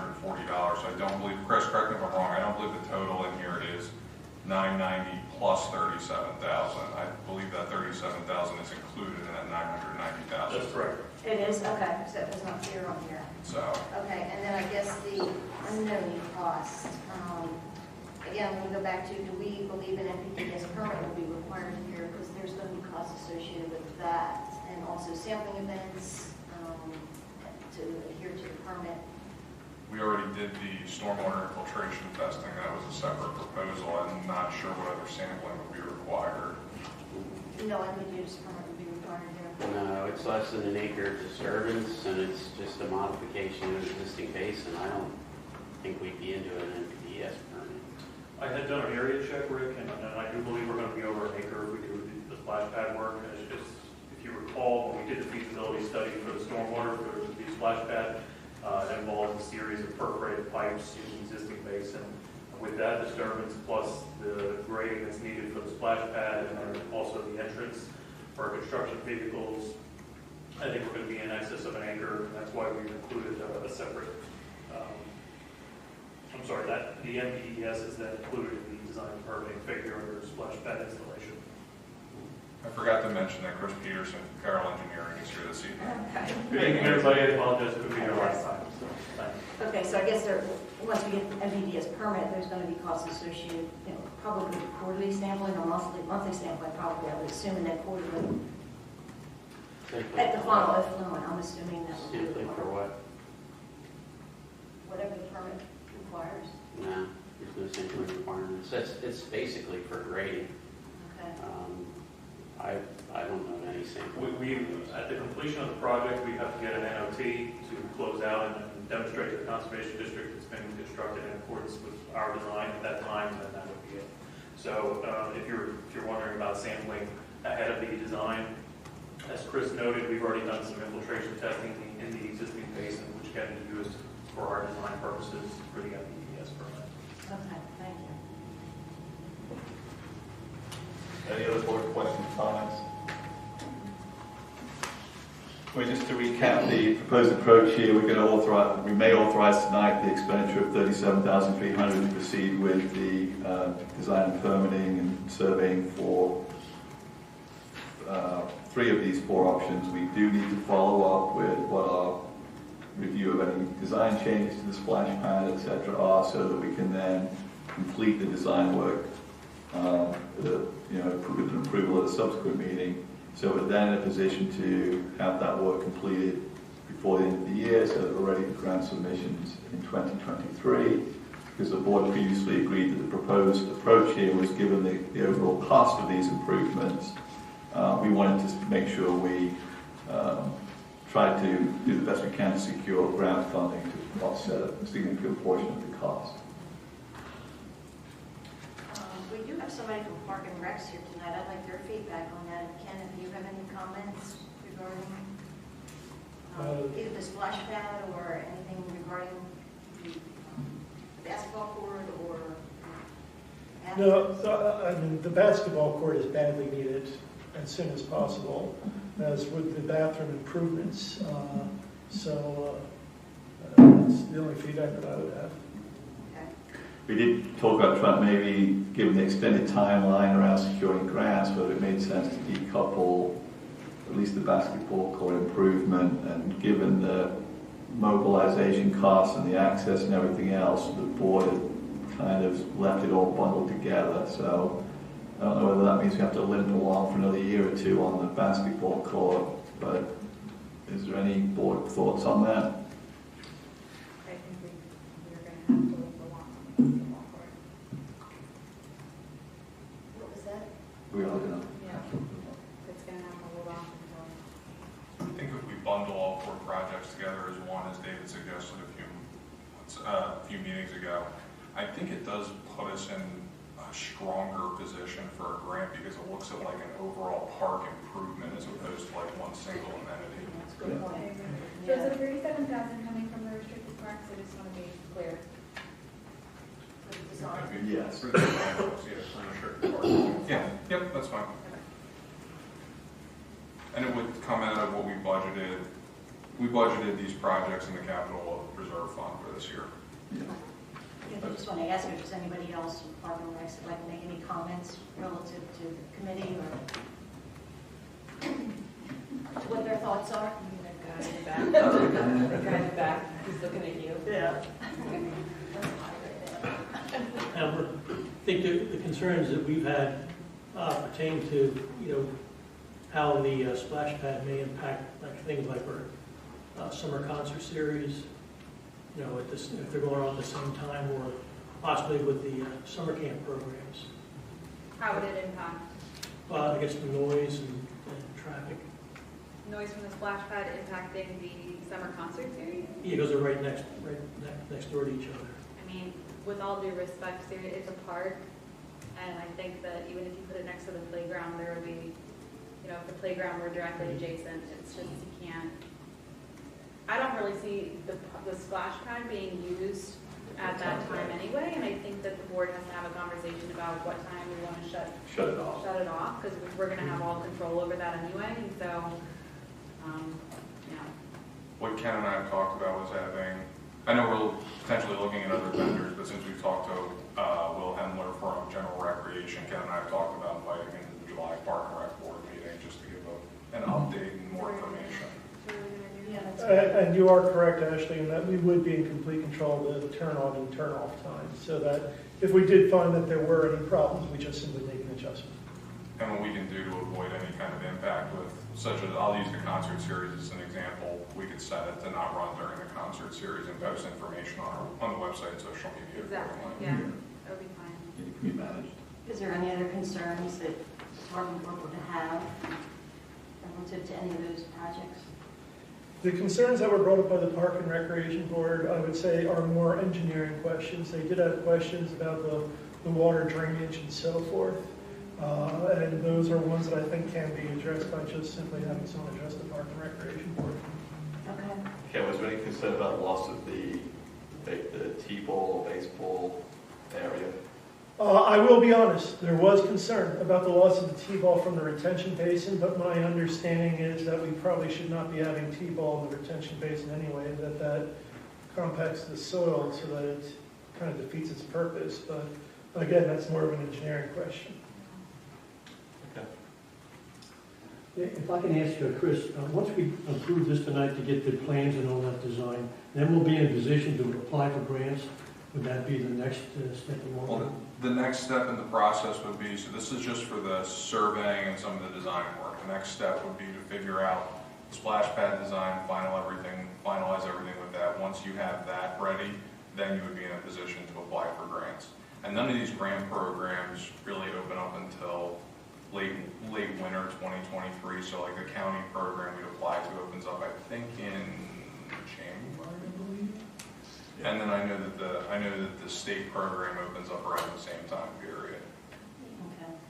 Ken, I just had one thing. Is there anything that the board can answer tonight that concerns the Department of Rec had? Or is it mainly having this engineer go to your meeting and I think it's answer just your questions? I think it's just providing someone that can answer questions that they have about design and engineering. Okay, so there's nothing the board can add to any of the questions that they have concerns with? I don't think so, Ed. I don't know if you No, I think that was the main the runoff for the water, and whether that area can handle that, and how that would work.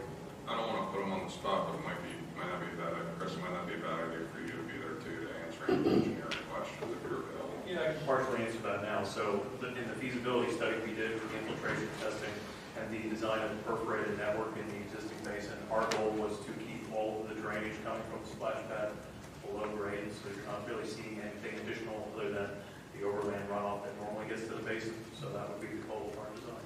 I mean, another question that came up is that you'd be putting like chlorinated water potentially back into the areas there? It would just be to the level that the potable water is chlorinated in the system, so it would be like watering your yard.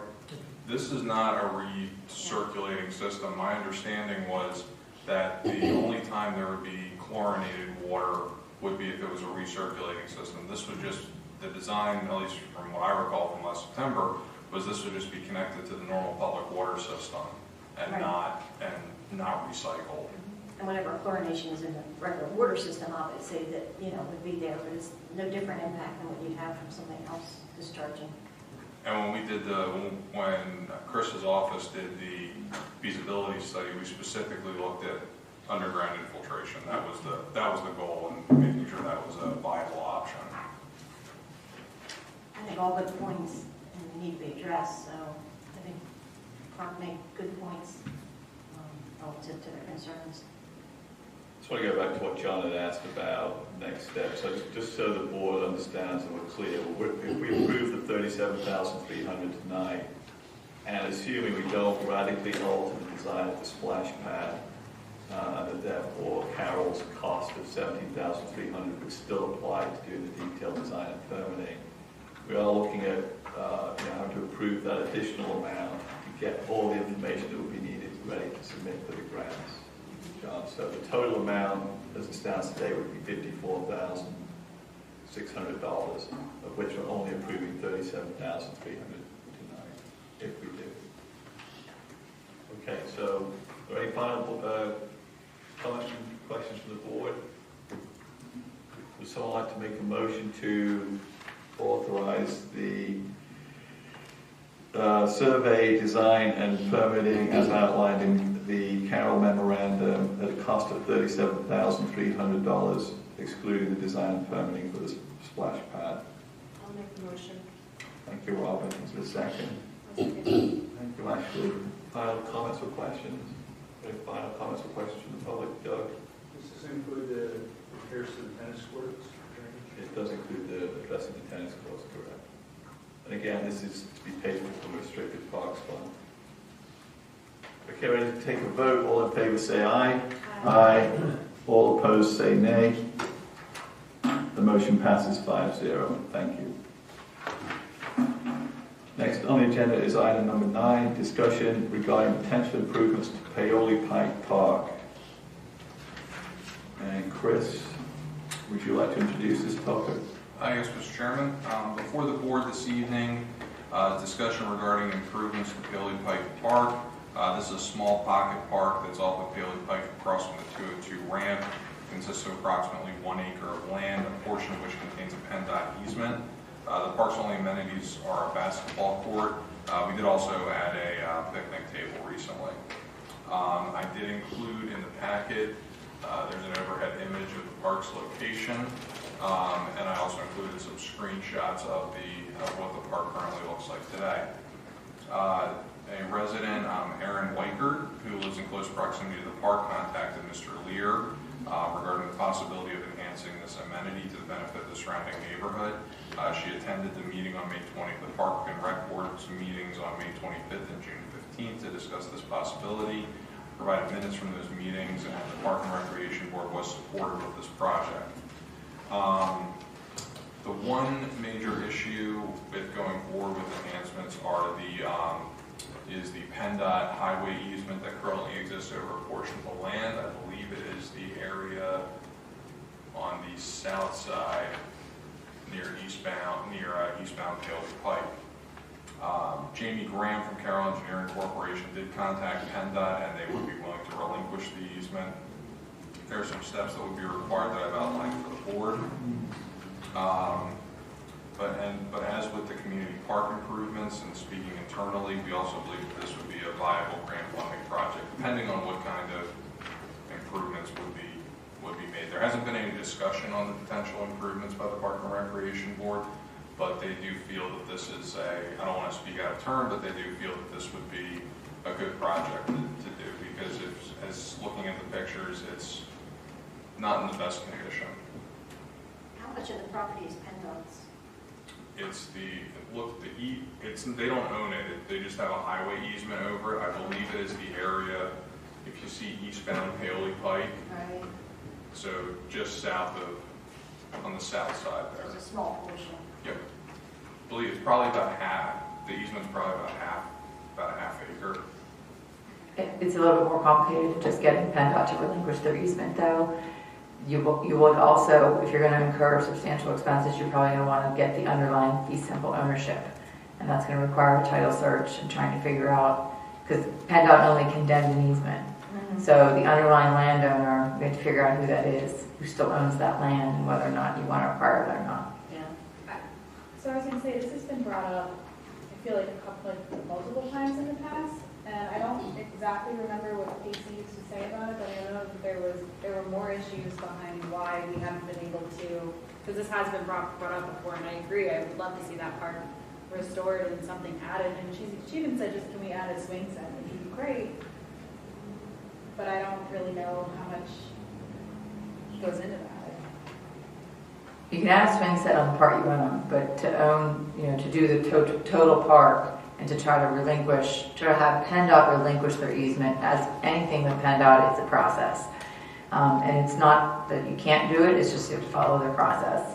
But what PennDOT has said is that all we can do is relinquish our easement. That still doesn't give you the underlying fee ownership of the land over their easement. So that's another title search, and then depending on what the title search shows, trying to figure out if that person still is around, if they would, for all intents and purposes, they don't think they own that land anymore, right? They're not using it, they think it's, it is PennDOT's, because even though PennDOT took an easement, it's basically, you can't use it for anything other than what PennDOT was going to use it for.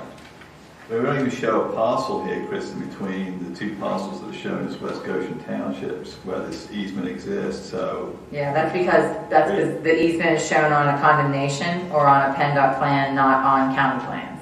So that's not unusual if that happens. Okay. I guess my question is, right now we have obviously legal costs. We don't even know what they are at this point, right? Yeah, that's right. Plus we have Carroll Engineering costs, which is $38,900. And I'm not opposed to this, I'm just trying to figure out costs here associated with this. And that doesn't include construction phase services and inspections. And then it sounds like we also have an NVDS permit because it's anticipated that we're going to have over 1 acre of earth disturbance here. So that NVDS permit will also have come into play here, in addition to all the other items. I believe they factored in ENS and NPDS permitting into their cost. There's a line item here for that for $6,900. I didn't know what that included though, whether, that included just a permit process or. I can speak to that. So depending on the level of the improvements at the park, that's why we put it in as a separate line item. Okay. If the improvements are limited as such that we can keep the disturbance under 1 acre, Right. this line item would be removed from our scope. Okay, and we don't know that information as of right now. We don't know that at this time. It looks like it's going to be close. If you want to make connections to the adjacent Chatwood and also the name escapes me for the road to the north there on Paoli Pike, but it would seem that it would be over 1 acre to have those connections or sidewalk connections. Okay. So I just kind of want to step back and look at the 30,000 foot level. So we've had a couple of folks talk about improvements to the park. We had somebody come and ask about basketball court at Barton Park. We know that's problematic because of wetlands. It doesn't mean that there aren't other ideas we could look at to help them improve the park in that location. I remember there was a discussion around Cloud Park, not just the drainage issue, but the age of the play equipment there. Yeah. We've got the latest request from somebody who's in proximity to this particular park. I think, personally, we really need Parks and Rec to have a bit of a strategy around where do we want to invest, hopefully, the restricted parks funds in overall improvements. What are the priorities? Is this park the number one, or is it something else at Bark, or is it both of them, or what are we talking about? So I feel rather than just approve even tonight the $8,300 for the concept plan from Carroll, I would really like to ask Parks and Rec to help the board understand the kind of overall direction for parks beyond what we just discussed around the community park, where we have a kind of plan for that one. We know what we're doing there, at least in the short term. But we've also talked about the SAC looking at whether there should be some additional tree shade put in at some of these parks. So I just feel tackle them in isolation, it's not necessarily the best approach. So I need to slow things down because I saw the photo of the basketball court and the lady was just asking for some basic swing sets. Maybe there's something simple we can do before we embark on a major, what can we do for the whole thing and spend a lot of money. Is there something simple that we can do on the part that we own? Looking at that, I would want to talk to Chris's office about that. Just in looking at the configuration of that one parcel, see where that small driveway access is, It's on like the southeast side, I would say, the triangular shaped parcel. It just appears very confining to me. Yeah, very The limited. space there is limited because of the configuration with the easement. Yeah, I think it would be. From a planning perspective, I think what you're saying, Sean, is really smart.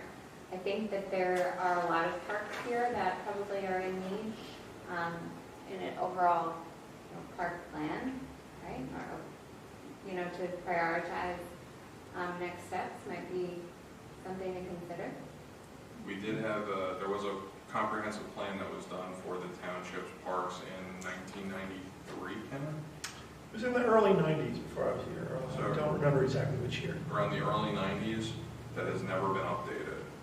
And if the comprehensive plan that was completed in 2019 didn't adequately prioritize any of this for you, then a park plan is not a duplicate effort. It just would be an amendment to that comprehensive plan. You could adopt it as an amendment to the comprehensive plan as well. So as of now, we don't even have room to put a swing set in, is what you're saying, on the property that we have not depend on? It's very limited, and when you look at the actual layout of the park, there's not really anywhere that's kind of identified for parking area. There's very limited access from a walkability standpoint. So the park overall, I think, is lacking in access, in parking, parking and walkability, and the design itself. A lot of that is due to the easement that PennDOT has that runs right through it and actually bisects the park. But it's a big project to undertake, and there's obviously legal costs and things that we aren't aware of yet. So when you're considering the whole project, from soup to nuts, it's a much bigger project with a lot of unknown costs at this point. And then obviously, if you don't have your priorities for which parks and which park improvements are needed yet, maybe come at it from a planning perspective at this point. As the liaison to the sustainability and the parks, I would be happy to volunteer to work with Weekend and work with Parks and Rec and also our sustainability committee to come up with and start working on this. Maybe put together some sort of ad hoc committee.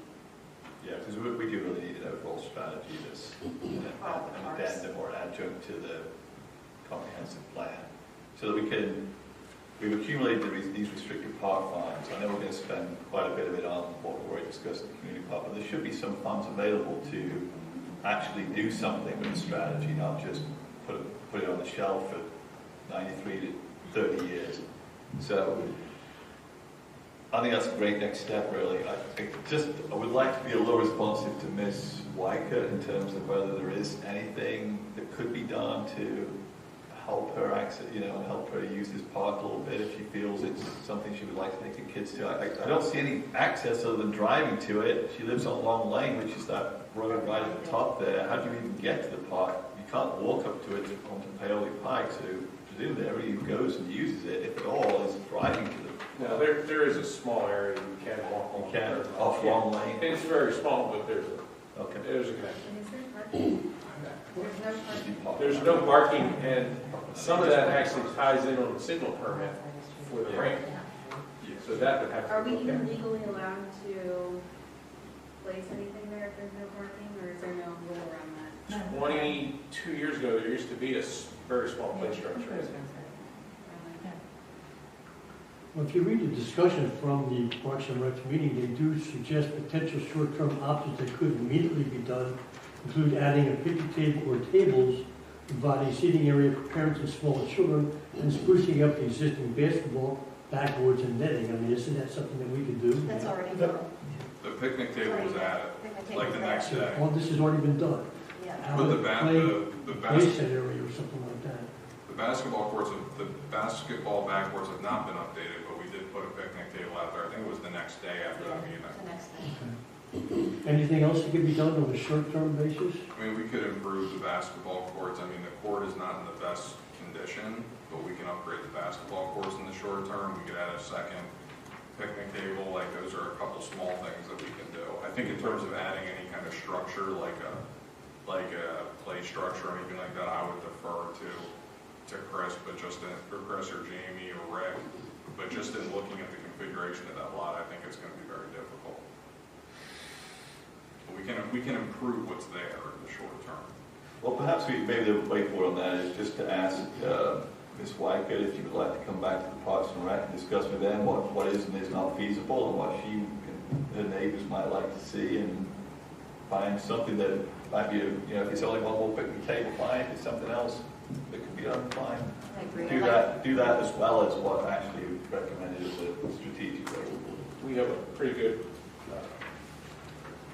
result putting the small gazebos in there, like we have at South Concord Park and Town Hill. They're small, 9 or 11-foot gazebos. Yeah, I'd like to hear what the public say, give them some suggestions like you have, which is great, and then hear what they want to be put in there. That's the bottom line, is what do they want?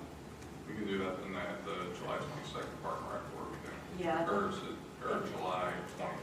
Yeah, Ms. Weichert has indicated that she's willing to help us in any way in terms of offering feedback, recruiting neighbors to offer feedback, so forth. That would be great, so I'd like to hear what they want, because that's what it really is about.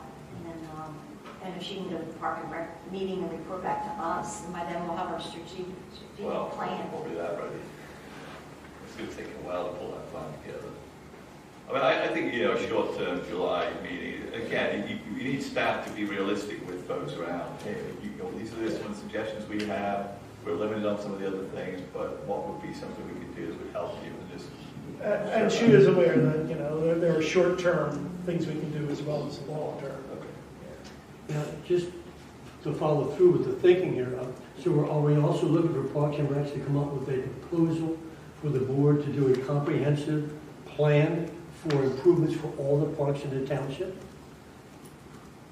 Well, and Chris, correct me if I'm wrong, but does DCNR not have funding to help with comprehensive plans and putting them together? They do, and so is the county's Division Partnership Program. Yeah. I'm looking at Jamie as our expert on planning here around how comprehensive do we need to be, how do we really want to be spending a lot of time, money and everything versus what with the talent and people we've got that we know are some of the priority areas that we can have a relatively simple strategy that allows us to use some of the funds we've got versus making it an exercise in studies and planning and everything else versus it's fairly commonsensical what we really know are the priority areas. So I don't know, but I'm sure the folks on these various committees have got a better view. They could work with staff to come up with something reasonable. That's my mindset on it. So you want it to be staff-driven? At least to come and tell me, no, we can't figure it out, we really need some extra help, Okay. versus, yeah, we can probably figure out 90% of what would be the best way forward. Well, and not even just staff, but also members of our various Of our boards. boards. No, the actual process to be staff-driven. So when a planner comes in and starts a process like writing well, comprehensive plan is larger, so I would be talking about a smaller, focused plan that would just focus on your parks. Or sometimes they do parks and open space. Our consultant would come in and undertake the project and formulate a steering committee that would have representatives, and they would all have their input and bring their expertise to the table and would be part of the process. So, but my clarifying question for you, John, is do you want that process to be driven rather than by a consultant? You want it to be driven by staff? I was hoping it could be driven by staff. Okay. And not trying to make it more than, Right.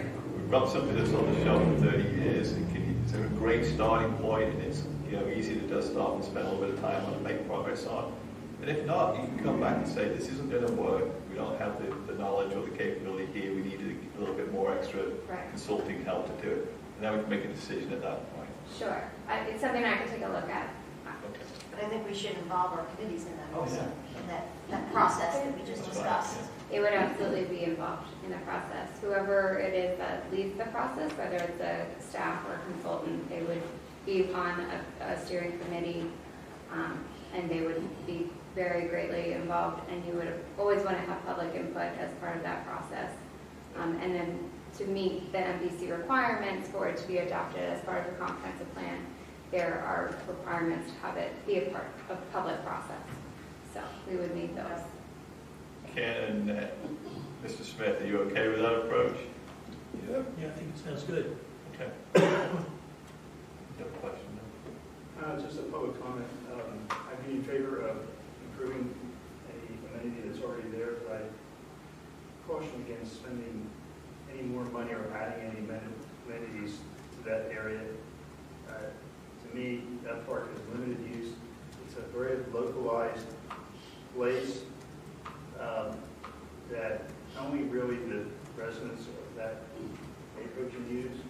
And we have Community Park, which is still very close, so to me, I wouldn't add too much to that area. So that's a good point. So in my mind, one of the questions this subcommittee can answer is, if we're going to refurbish basketball courts at the community park, should we get rid of the basketball court here and if there are younger kids in this neighborhood that would be typically using it, should be replaced with play structure? So those are the kind of simple questions around the strategy for this particular park that this committee could answer to me. So I'm hearing tonight we're not going to authorize any work by Carroll Engineering. What we've suggested is two things. One is to try to have a continuing conversation with a couple of residents from that area around if there's anything other than what we've currently put in that they would see as being valuable to them, that's feasible for staff to be able to put in. And the bigger issue is trying to develop a more comprehensive approach, a strategy for parks that's driven by staff and our committees on Parks and Rec and sustainability. Is that right? Okay. Thank you. Okay, next on the agenda is item number 10, discussion and possible awarding of the 2022 custodial services bid for West Goshen Township. And this is Chris again. So, Mr. Chairman, before the board this evening is the results of our 2022 custodial services bids for the township. This includes the municipal complex as well as the administrative facilities and break room at the wastewater treatment plant. The bids were open on June 8th. There were 3 bids that were received, and the low bidder was Golden Building Maintenance in the amount of $4,200 per month. This is a 3-year contract, so the last time it was bid out was in 2019. And the bid results were 27% lower than the winning bid amount in 2019. Since this is a new company, the Public Works Department did conduct a reference check and did not find any issues based on their review. Is that correct, Dave? Yep. And based on this, we recommend that the bid be awarded to Golden Building Maintenance in the amount of $4,200 per month. And if awarded, the new contract would commence on August 1st, 2022. Okay, I have a few questions, so I'll kick it off. So the 3-year contract, are there escalators on the price for each year in there? No. Not right. Is there an outpost for poor performance from the if the township is dissatisfied, give 60 days notice or something? Yes, sir.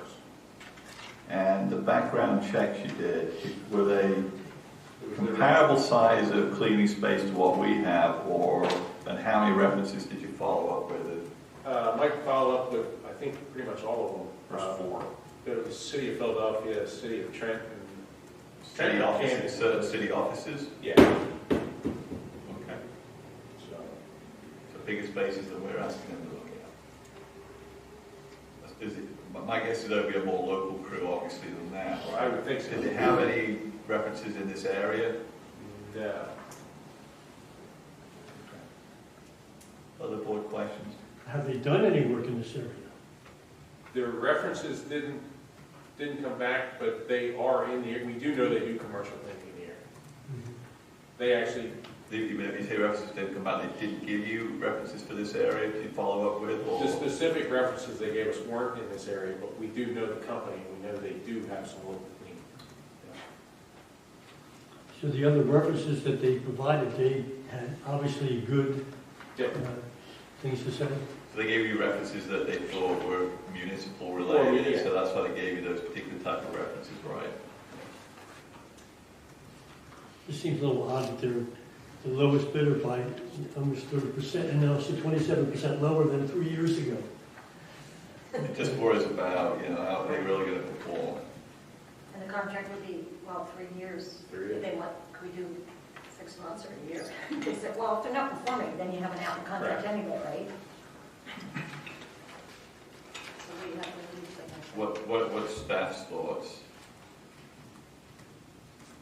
As long as there's an out in the contract, you're not Are you, performing. how worried are you, Dave? So you have- I like the company we have, they do a good job. I guess we'll find out. right? Yeah. The unfortunate thing is when you bid these out, usually going with the low bidder. But then- So it's responsible bidder, and as Yeah. long as you did your due diligence and they turned out to be responsible, then that's I think, not just low bidder, it's Well, we low should give them responsible. at least a try, right? That's what I mean, what's the worst that can happen? It- Don't use We it. have a Can canal. we ask at least if you follow up with a local reference from them for commercial cleaning at least, and see if the crews that they're using here, who may well be someone, Well, somebody and that's signed here would be, what We're- their reputation is. we're a special case, and that's why we have this lag.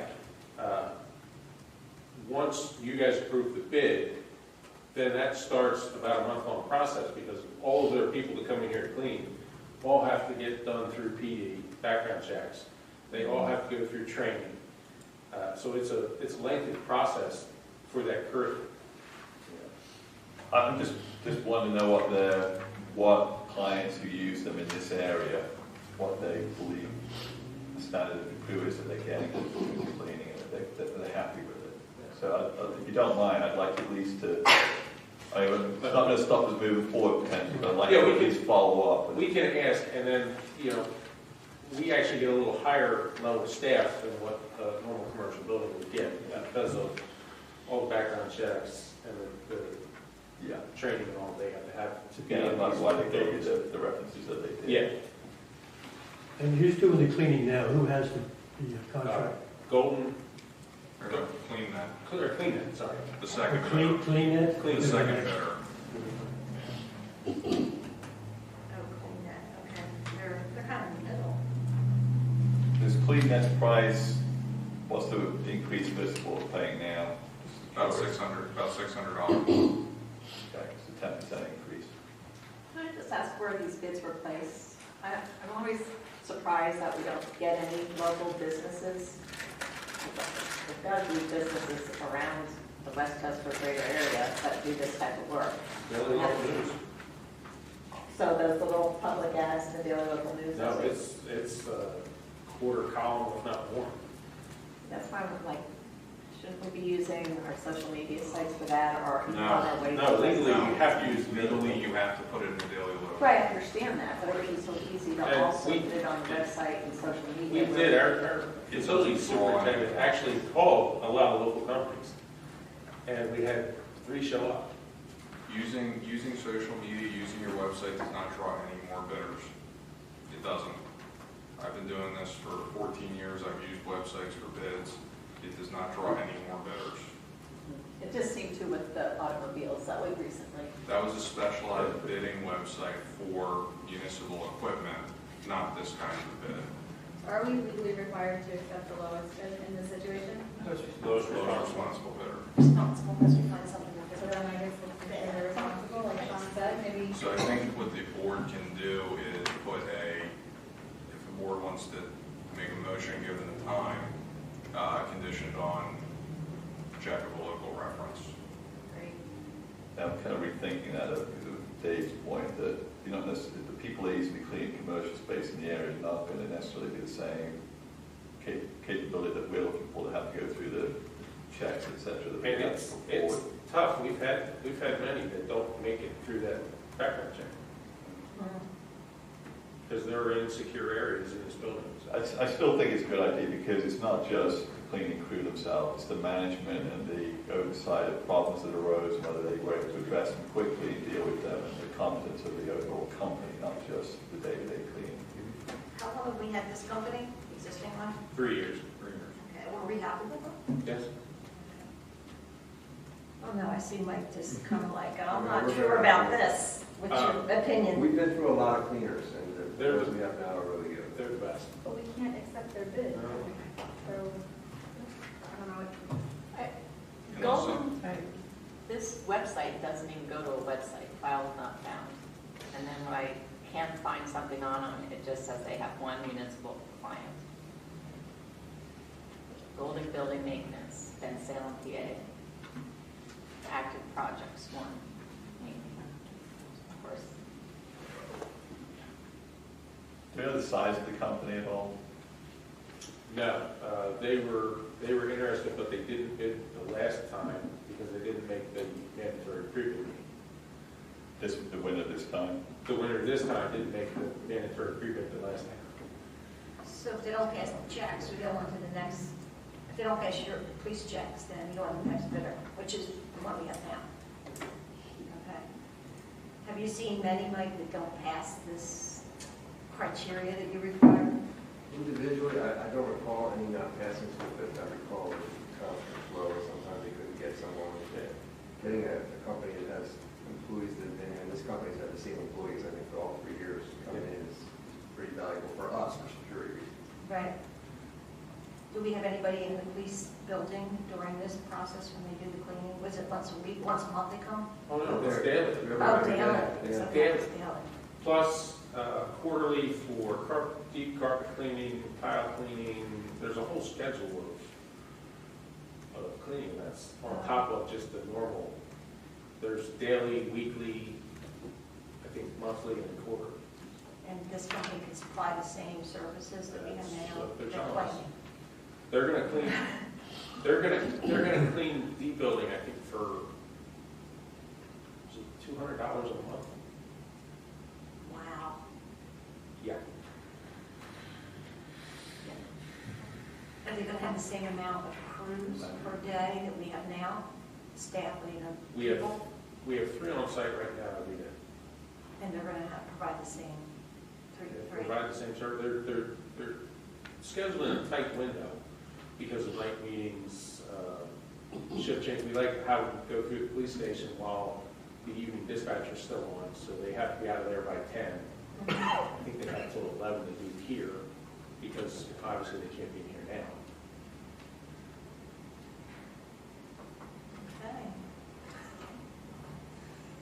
Okay, so is someone willing to make a motion to approve the awarding of the custodial services to Golden Building Maintenance? I'll make the motion on it, Robin. Robin's made a motion. A second? I guess I'll second it. A motion second. Is there any other- Are we gonna be like fighting over this? Like, you got the wrong thing going on? Well, we know who to blame now. Okay, so is there any other board comments or questions? Is there any final public comments or questions? Okay, ready to take a vote. All in favor say aye. Aye. All opposed say nay. The motion passes 5-0. Clearly we'll need to watch how this contract goes. Next on the agenda is item number 11, discussion and possible approval of a request from Aqua PA for an easement of 100 Spring Lane. And this is with Chris. Mr. Chairman, before the board this evening is a request from Aqua for an easement at 100 Spring Lane, which is the location of Cooper Smith Park. There's a water main that goes through the area that's been identified for replacement. As you can see, the blue is the location of the water main within the park. The Aqua has provided an easement agreement for consideration. There have not been any plans yet that have been prepared. Requested information regarding a timeline for the project since the township hosts a summer camp at Cooper Smith Park each year. So based on the square footage of the project, which is approximately 795 square feet, Aqua does not believe that the park grounds will be left under construction for a significant period of time. That being said, Aqua has noted that the project cannot start during the summer months due to the camp that's hosted at this park. Is this a replacement of an existing line that exists under Cooper Smith Park, or is this a new line that they're installing? I believe it is an existing main. It's an existing main, it's an existing AC main, and it broke, I want to say 3 years ago, in Meriwether Farms. Aqua thought it just fed the apartments, it was a back feeder for the apartments. So they cut the line, easy fix, they cut the line on Farmington, and they didn't realize that it actually fed our pavilion in the park. Our crews were in there getting the park opened up in the spring, and we had no water. That's when we found out what was going on. So they actually, Aqua came in and gave us a new line coming off of Spring Lane, but they want to make that connection because it's also, should something happen in the apartments or in Meriwether Farms, they can actually revert the flow, where now they can't.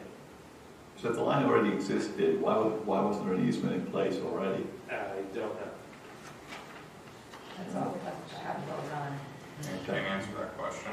Just went in and did it. What are our thoughts on their standard grant with easement? Terms. I don't like the paragraph that says they'll have an additional perpetual easement for every water service line that is or ever will be connected to the water main. Why should we allow that?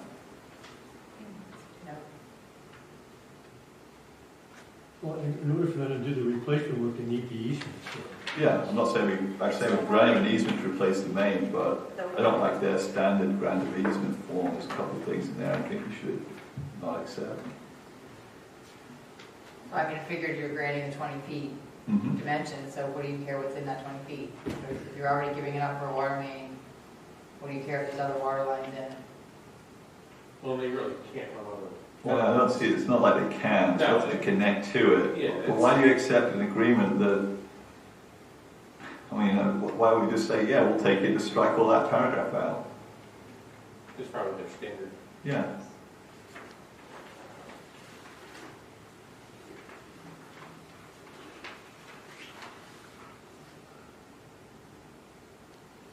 Also, wouldn't it be wise to see the plans first? Well, we don't have control over what they do, how Well, they do it. my question was if there was going to be a plan attached to this, and it sounds like there is, I mean, it doesn't reference an exhibit. I mean, normally when you have an easement, it references an exhibit plan that shows where the 20 feet is. So that was my big comment, is it's hard to evaluate the document without seeing the plan that is attached as the exhibit plan, so they weren't. But I don't think they're planning on having an exhibit plan. That's my point, is that the document itself, it's not like it references exhibit A and just haven't provided exhibit A. There is no intention to reference it, it's just where they put the line, the easement is going to be centered on that. So it's not that great area. I mean, it's a very limited, small, This is small. very small. I mean, I read it too, and if I was starting over, would I draft it a little bit differently? Sure, but it's their standard form. Usually they say take it or leave it, but, you know, I didn't. Well, we want the line put in. We want to be able to provide people, if there's a problem, to have flow in either direction to support the building. So I'm fine with the grant of easement. It's just, is there anything in here because that's them to remove? Additional things in contract language is always bother me when they're not needed. So.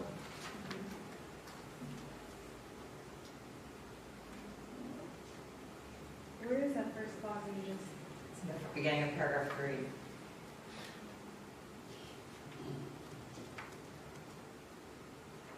It seems like you could get rid of that whole third paragraph. Yeah. Yeah. So are there any other board, those are my comments and questions, does the board have any other concerns or issues with this easement? It's a permanent easement that would be granted.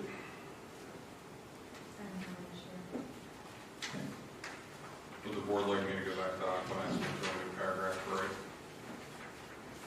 Yeah, well, I'm happy to have a motion tonight to approve the grant of easement, excluding that paragraph, and see if tell me, conditional upon them accepting that.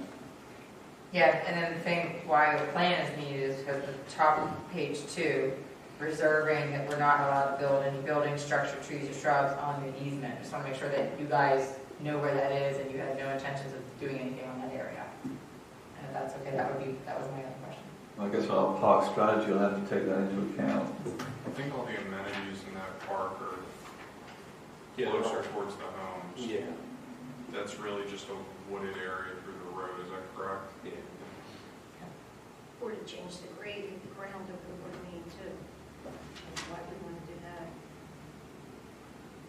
With that I guess you want to put tree. a ball field in or something there, I don't know. Well, This is tree or standard something. language, so it's just intended, you can't go around messing around on top of the line.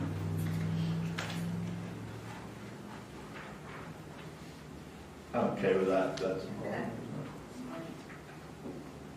any other questions from the board? Is there any comments from the public before we entertain a motion? Okay, then I'll make a motion to approve the request from ARPA for an easement at 100 Spring Lane, conditional upon removal of the third paragraph on their standard form. Second. Thank you. Any other comments or questions? Ready to take a vote? All in favour say aye. Aye. All opposed say nay. Motion passes 5-0. Okay, item number 12, continued discussion regarding a proposed ordinance of West Goshen Township to recoup certain fees associated with the housing of stray animals. So Chris had issued the board with a memo updating the board with information that we'd requested at our previous discussion on this topic back in May, and he's outlined various costs that we incurred in 2021 and 2022 year to date through end of May or end of April? End of April. End of April. And he also suggests, the board really needs to consider the amount of effort expected by staff if we're going to try to go after recouping of these relatively small amounts of dollars that would be recoverable based on the fact that the owners could be located. So I'll open it up for someone on the board to continue the discussion. I mean, I personally would like to know the SPCA process and how this works. I mean, we should know what we're being charged for and how we're being charged for. It's no different than any other money that we give to want to know how it's being spent and how they allocate a portion and for charging us. Well, it's based on the animals that were brought there. I know. The contract. The contract is very clear on what they're charging. I understand that, but I want to see their process of how they're. But it's a take it or leave it contract, right? Yeah, they're Like independent contract. How do they determine, it's West Goshen versus East Goshen? Well, they intake information. Yeah, the animal picked up the West Goshen and brought to the SPCA. Or does it have an owner, or does it have an owner that's in West Goshen? If the person is coming from West Goshen, that's the intake information they get when the animal's brought there. With each invoice, there's a report that's attached to it, and it says the location that the animal was picked up or where it was turned into. And then if they can find the owner, there's information that's on there about who the responsible party was. So that's where I determined what fees would be recoupable. So does the SPCA put in the work to try to locate the owner? It gives the information on like who the owner is, and then also on the invoices, it says like animal turned in, and then it says unclaimed stray underneath of it. So anything on the invoice that's itemized, if there's an unclaimed stray, they couldn't locate the owner. Okay. And you had some invoices. There were some invoices in 2021 that were entirely unclaimed. So far this year, we have 73% will be reclaimable. Yeah, so $1,432 as opposed to last year, which At the in end. total at the end of the year is like. Right. I mean, administratively, is it worth it? I don't think so. That's my question. No, I was really surprised by these numbers, to be honest. Yeah, I was too. And talking to the chief too, it doesn't seem like the dog call thing is a big issue in the township. The what calls, sorry? The dog calls for the dog. The ones you report each, those are just, those dog calls, are they usually strays, or are they dogs that are aggressive or noisy, or all of it? So of the dog calls you received reports on this month? Yeah. There was around 15 or so. None of those were dogs that were taken to the SPCA. They were either barking dogs, or we didn't find them, or the owner was there. So yours are more complaints than here's a stray, come get it. Or when we get there, it doesn't end up going to the SPCA. It's either gone or the owner's there. Oh, okay.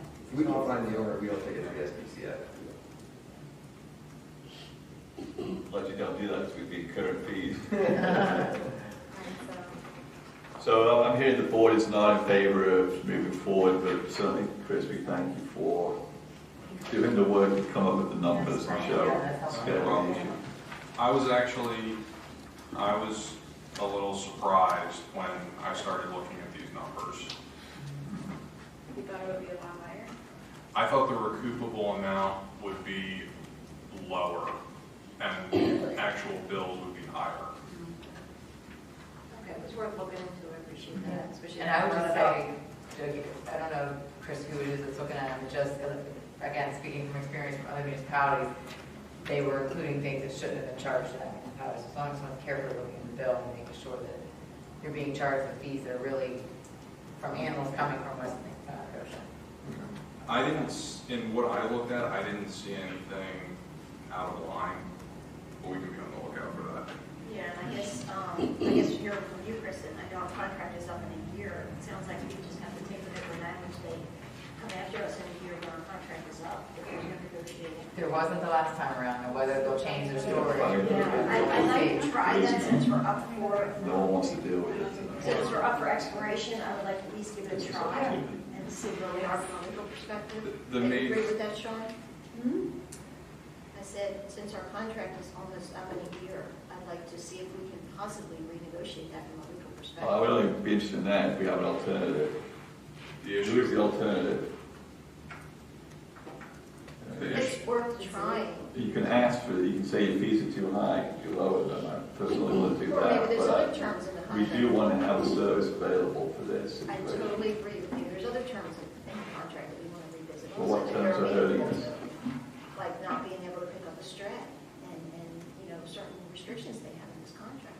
People can't pick up a stray and has to go through this process in West Goshen. So there's other things in the contract we want to reconsider.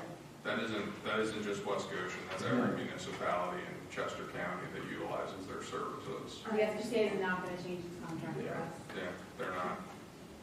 For us, yeah. I think this is a solution in search of a problem. I really don't see it being major. We can always revisit this, and really see if there's something to concern about. If they come back with a contract that's 3 times the price, we'll have another conversation. Agreed, Sean. All right. Moving on to agenda item number 13. Possible discussion and possible appointment of Jamie Gelosian, AICP Assistant Township Manager Zoning Officer, as our Deputy Open Records Officer for West Goshen Township. She really wants that. That's a great job. I think Chris made you get this. We should have a Deputy Open Records Officer to fulfill these requests in the event that I am absent. Did you have one at Malvern? Yes. Make sure she's up first. We don't need a resolution though, right? Because it's not a legal requirement, so I can just authorize this. Give me a motion, it's a good practice. Have a motion. Yeah. So, Jamie, any concerns or questions that you'd like to tell the Or board about? objections? Or objections? Now, make a speech first. No I- comments.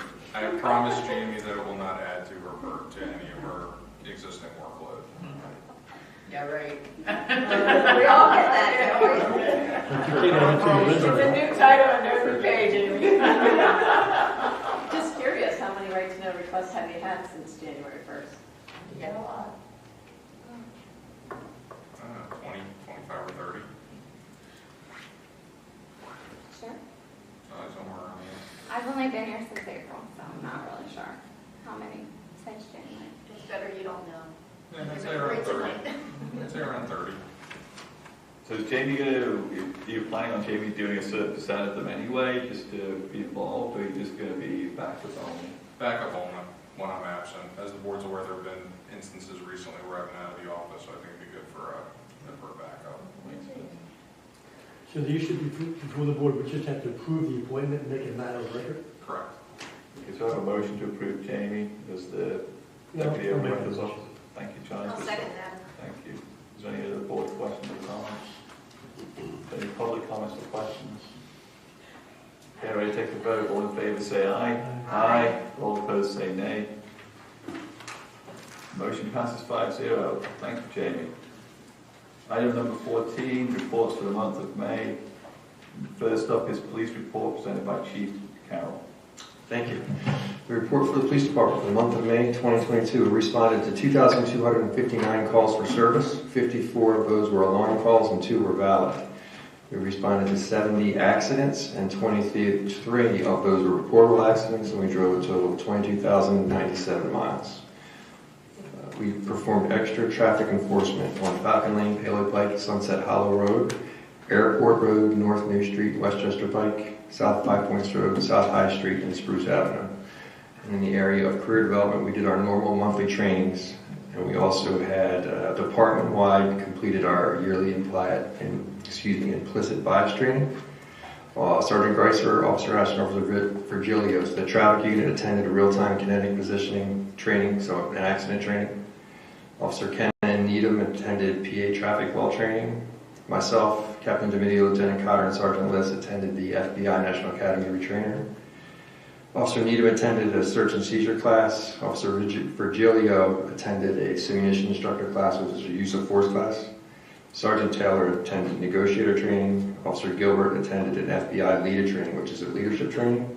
And Officer Boyle attended sniper training. So that's the report for the month of May. Questions for the chief? I have a couple of questions. False alarms. I know we've been over this topic many times before, but I'll bring it up again. Out of a total of 54 alarms that the police department responded to, only 2 were valid. Is there any thoughts you may have on how these false alarms could be mitigated or reduced so that it would be less of a burden upon the police department? We find people for false alarms, and they happen. I think it's something we have to live with. I don't know how else you would fix it. We put that extra, we increased the fees for false alarms and all the rest of it. Have you seen a difference because of that, or are we still, it's always the same kind of ratio, 8 out of 50 in a month, 20 getting billed, 26 are not, just a warning? I think the ratios they go up and down, but I think they're pretty steady. When it's a commercial property, you don't have any control over the employees, and then a personal residence, having been fined, I'm a little bit more sensitive to walking out of the house from my alarm going off. But then I don't have control over what my kids do either, so. I mean, the fines is obviously one way to encourage a change in behavior. Would it be effective to increase those fines to make people comply more with? I mean, I think there's a balance. If you increase them too much, people will do away from the alarm and calls the police, and that's kind of the purpose of us. And we get 2 warnings and then you get fined on the 3rd? No, I think you only get one, and then you get a fine. Yeah. But don't the alarm systems automatically go to the service that they're under unless you respond within a certain amount of time? So depending on your system, but most of them will try and call the homeowner or get in touch with the homeowner before they call the police. Right. And if they can't, they call the police. Most. Right, meaning that something's wrong. Right. Potentially. Another question I have on the mileage.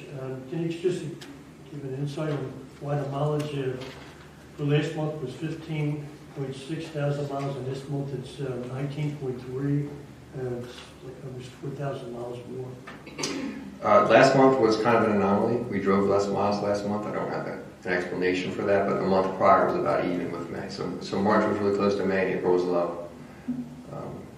Whether we had more training in April than we did in May, so people weren't on patrol, they were training more. So they just weren't on patrol then? Other questions? That's it. I have a question. The resident of North New Street shared with all the board concerns about traffic speed on that road. And I think we'd asked Sergeant Greiser to respond. Are you aware of any additional steps or activities that could be done to see what that situation is, or are you already aware of it? He did respond. I don't know if you were privy to that response, but we've done 63 separate traffic enforcement details on that road this year. The average speed is over 35 miles an hour, and it's a 25-mile-an-hour zone posted. That type of roadway isn't necessarily appropriate for a 25-mile-an-hour speed zone, so I think that's something the board could consider in the future. It's a feeder road, so it feeds a bunch of other places, and they should be at a minimum of 35. Well, you're doing a traffic study there now, aren't you? We just completed it. So it's done? Yes. So would that potentially result in a recommendation to change something to coming to the board? I Or believe we're getting together something to give to the board over the recommendations. Well, if you increase the speed from 25 mile an hour now to 35, wouldn't that exacerbate the problem even more so? 'Cause you Would can't- people go faster, do you mean? Possibly. That could have that effect. Because you have a 10 mile an hour over the posted speed limit before you can begin to have enforcement, right? Chief, aren't you supposed to have it be at the 85th percentile?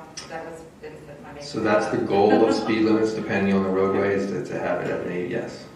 So that's the harm in doing speed studies, because now you know what the average speed is, and you're supposed to have your speed limit be set at the 85th percentile speed. And what percentile? 85th percentile. 86.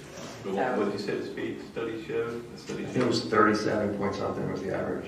So that's why you come in with the 35 as a recommendation. And I think 35 is appropriate for a feeder road like that. Well, it's not designed to walk along, I know that. There's no sidewalk or anything. Is there another traffic committee meeting coming up? There is. This is August.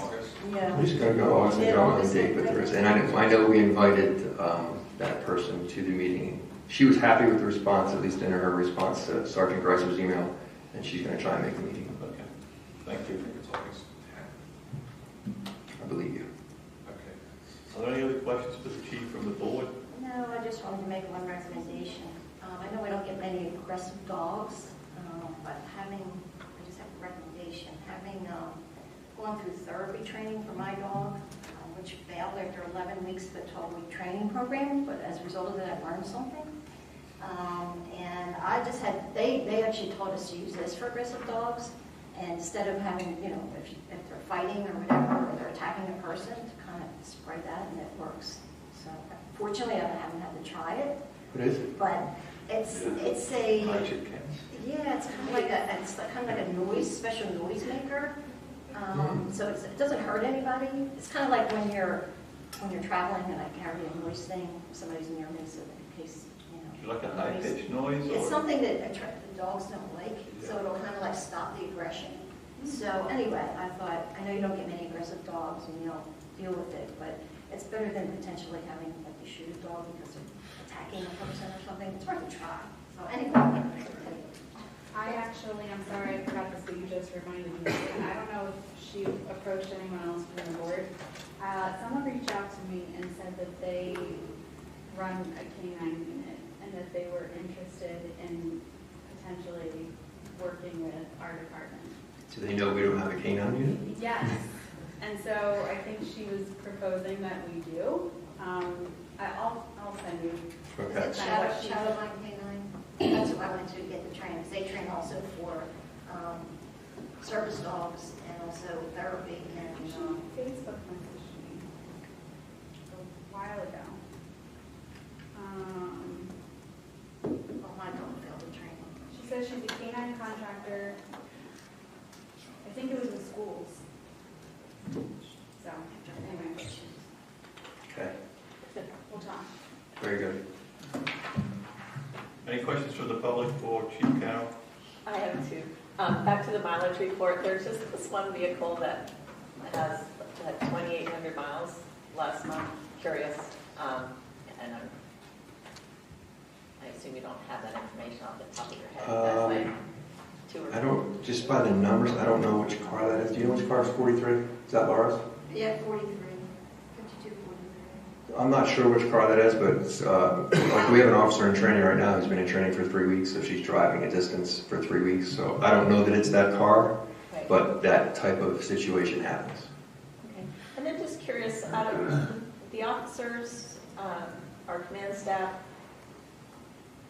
that have 24-hour assigned vehicles, if they use those vehicles for personal business or personal vacations, if you're gone for a week or two and you drive out west, are those gas charges charged back to? I don't think anyone would take a car out for, they should take it away. So the point of having the car and using it for personal use is to be able to respond when something happens. So you wouldn't take it away on a week's vacation. Okay. And then also, just out of curiosity, how is it determined what meetings that additional police presence is in attendance? Which meetings are you talking about? Tonight's meeting or? So we have the police officer in attendance at every public township meeting, any board of supervisors meeting, because that's what was requested of us. Okay, and the board, so the board finds that necessary, or? Yeah, I believe so. You never know what could happen, right? No, but I was on a planning commission meeting the other night, so it's important to have one at a board of supervisors meeting, but not a planning commission meeting. I'm only speaking for the board of supervisors, so I certainly value the presence of an officer here. Thank you. That's all. Before you leave, how's the Tesla working out as far as its use and all that? It's working very well. Obviously, it's not using any gas, and right now that's a bonus. But I haven't had any issues. I'm getting used to what the mileage means. So when you charge it to full mileage, that's not true mileage because the use of an air conditioner or heat changes that significantly. So I try and drive it now, like on weekends, without the air conditioning on to see what kind of mileage I get. It's a pretty big difference. Okay. That reminds me, is the charging station at the park? Just today got fixed. Fixed, great, thanks. Okay, other reports we have are emergency services reports from Chester County Department of Emergency Services. We have our EMS and fire company reports. Does the board have any questions or follow-up required on the information that's in the monthly reports?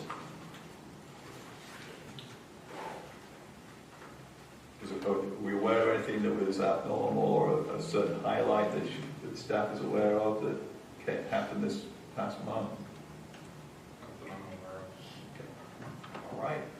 We are having that meeting of good fellowship at Thursday. 23rd, right? Okay, so ready to move on to agenda item number 15, Board of Supervisors announcements. I'll start with my left. Tina? I personally visited 13 business establishments to see if they were in compliance with the plastic bag and straw ban. And out of my 13, as far as the plastic bags, 9 out of 12 were compliant. And as far as the plastic straws, 7 out of 9 were compliant. Since then, Chris has sent out, at least to the 13, the ones that are compliant, has sent out notices to them immediately upon.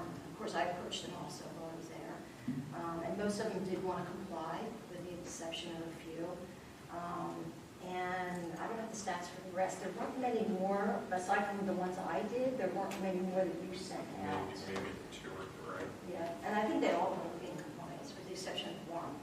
So that was good. And what we did, just a little bit of background, the SAC committee had certain people that took 13, whatever, and we all went around to all the 83, 85. Yeah, I have 85. Oh, there were a couple that closed. Yeah, like the meat market and stuff. So we all went around and made sure that they're on compliance, did our little surveys, kind of some were private and some were kind of more open. I was more open because being township supervisor, I gave them my card if they have any questions, or anything I could do to help you in the compliance. So I was a little bit more open with offering any help that they needed. So I think overall that was very positive. Moving forward, I think, one account remember somebody, but majority of the people were for it. So that was that. I guess on June 14th, most of us attended the Westchester University partnering with the Vero. The 23rd, we have the fellowship, the banquet fellowship.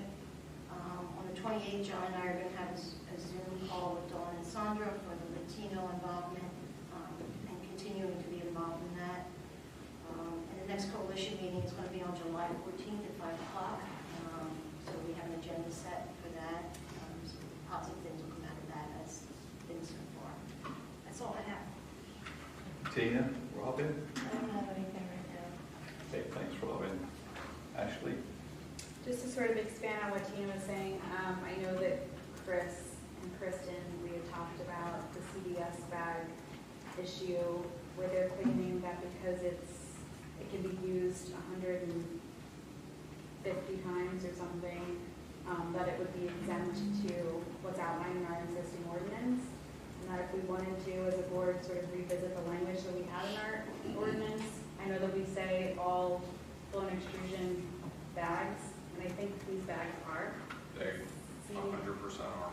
So I don't really, at this point, what are we doing with enforcement of those bags? There's a clause in the definition that says it specifically exempts bags designed for reuse. That's in the definition of a single-use plastic bag and the definition of a compliant bag. So there's really no enforcement that can be done, because if we enforce against them and we go in front of a district judge, it's probably like a 50-50 chance that we'll lose. Even if we change the language to say... No, if you change the language, it'll be fine. Okay. Which we have an SAC meeting next week, Tuesday, so we can talk about that. Okay, so just to make the board aware that it's being looked at. Did we change it to the 15 days? Right now it's 30 days. Yes, that's going to be another change. Do it all encompassing. So we don't wait 30 days till we can enforce it again. Can we say who the vendor was using these bags? We did, right? Okay. So presumably CVS has these locations in states that have banned these, and they have a solution to it, right? But I'll just use Delaware as an example. In Delaware, they allow for these types of bags to be used. I know personally from going to Target in Delaware, these are almost identical to what you would get at a Target in Delaware. And I can tell you the CVS's in Jersey are not offering bags at all because of their ban. Really? Because the Jersey language doesn't allow. I don't know about the language, but say they're not offering them at all. And I've only been to 2 or 3 CVS's in Jersey frequently, but they're not offering any. So Ashley had suggested language that I think would clean up this issue. Okay. And we just want to run it through the SAC first. Thank you. Other than our sewer plant for tomorrow, that's my last announcement. Excited about The it. sewer plants are awesome. Great thing to see. John? For the flies. Not flies. John, you have any announcement? Yeah, on June the 8th, Township Engineer Rick Craig, Facilities Superintendent Dave Whitmer, and myself met with residents on Gateway Lane to look at their stormwater concerns. And we had discussion with them, went on for about an hour and a half almost. It's one of the areas that's been identified as critical areas for one of the Carroll Engineering study to be done. So we'll see what they come up with. On June the 15th, several board members met at the Sewer Authority to review the 118 Glen Avenue blockage of the sewer lateral, to review for informational purposes what the situation was with that. And then on June the 20th, yesterday, Tina Marie Smith and I had a monthly liaison meeting with Chief Carroll, and we do that every month. That's it. That's all I have. Thank you, John. I have a couple of announcements. So the board met in executive session on June the 9th with the PADP to discuss environmental considerations associated with the potential donation of property from Stanbury, West Goshen. The board also met in executive session prior to this meeting to continue to discuss this issue with our council.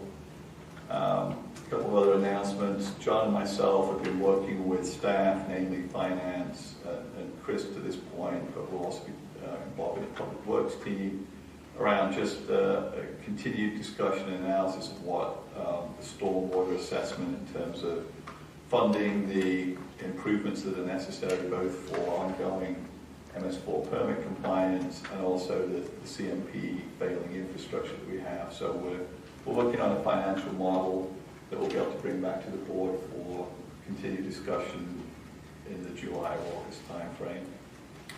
And also I just want to check, Chris, with you on this one, but I believe there is a property developer that's interested in acquiring the parcel of land north of Goshen Fire Company on Boot Road, and that they are going to make a presentation to the Planning Commission. Is that been confirmed or not? That hasn't been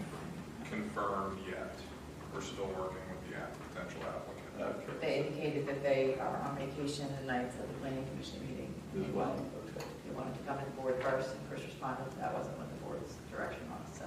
Okay, thank you. So, So just for clarification, they will be going to the planning commission, correct, next, at some point? We have not confirmed it yet. That's what we're telling them, that that's what the board wants them to do. Yep. okay. I just didn't hear what you said. Who's interested in that piece of land? So Sunoco owns a piece of land north of the fire company, and there's a developer interested in acquiring, and they want to explore what they could do with the property with either the board, or we directed them to go to the planning commission. So I thought it was going to be happening over the next meeting. It's apparently not. So. Thank you. That's all I have for my announcements. So we're on to the next one, which is item number 16, Township Manager's announcements. So the next e-newsletter will go out on this Friday, June 24th. Our 2020 paving program is scheduled to begin the week of July 4th and should continue through about mid-August. We're going to republish the list of the roads in the next e-newsletter, and we have posted information on the township website, including all the roads that will be paved. The notification for when the work will start will be handled by the contractor. The next concert in our summer concert series will be Sunday, June 26th at 6:30 p.m. in Community Park, featuring the Grease Band. And our next bus trip is this Saturday, June 25th, for New York City on Your Own. I believe there's still space on that. Is that correct, Ken? 8 spaces left. 8 spaces left. When is that trip? It is this Saturday, June 25th. I'll see you there, Ken. Yeah, I'm going on that one.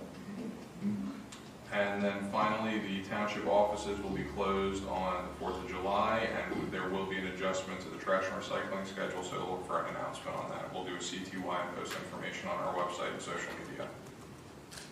And that is all those are all the announcements I have. Chris, did you ever get the response from Michael Nagel on the proposed memorandum of understanding for the intersection improvement? Right, we had it. Brian, We got it received it yesterday. We got it yesterday, and I have commented on it with Chris. And so we'll review that at the next board meeting? Yes. Yes. Okay. Any other questions for Chris? Anyone from the public have a question for Chris? Okay, item number 17, Township Engineers announcements. Brett. Thank you, Mr. Chairman. Regarding stormwater, we had the final inspection today for the Idlewild Basin retrofits. All the work has been completed.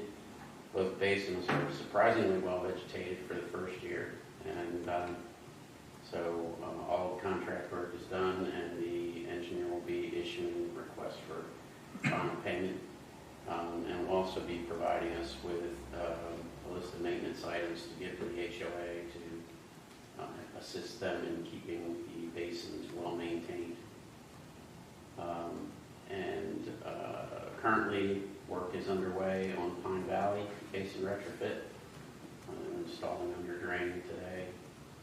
So that is progressing on schedule, and will continue to completion.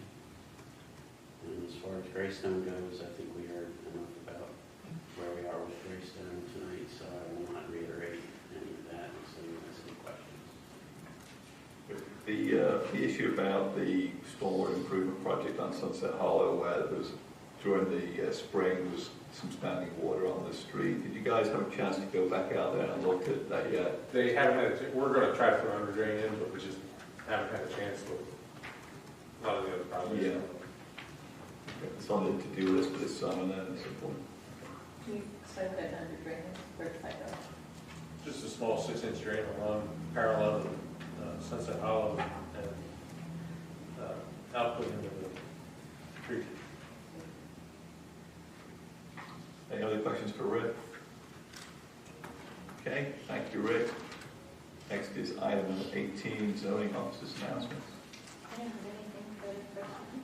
Thank you, Jamie. Item number 19 is meeting minutes approval for June the 7th, 2022. I had a few corrections, but they go through those. You. Okay.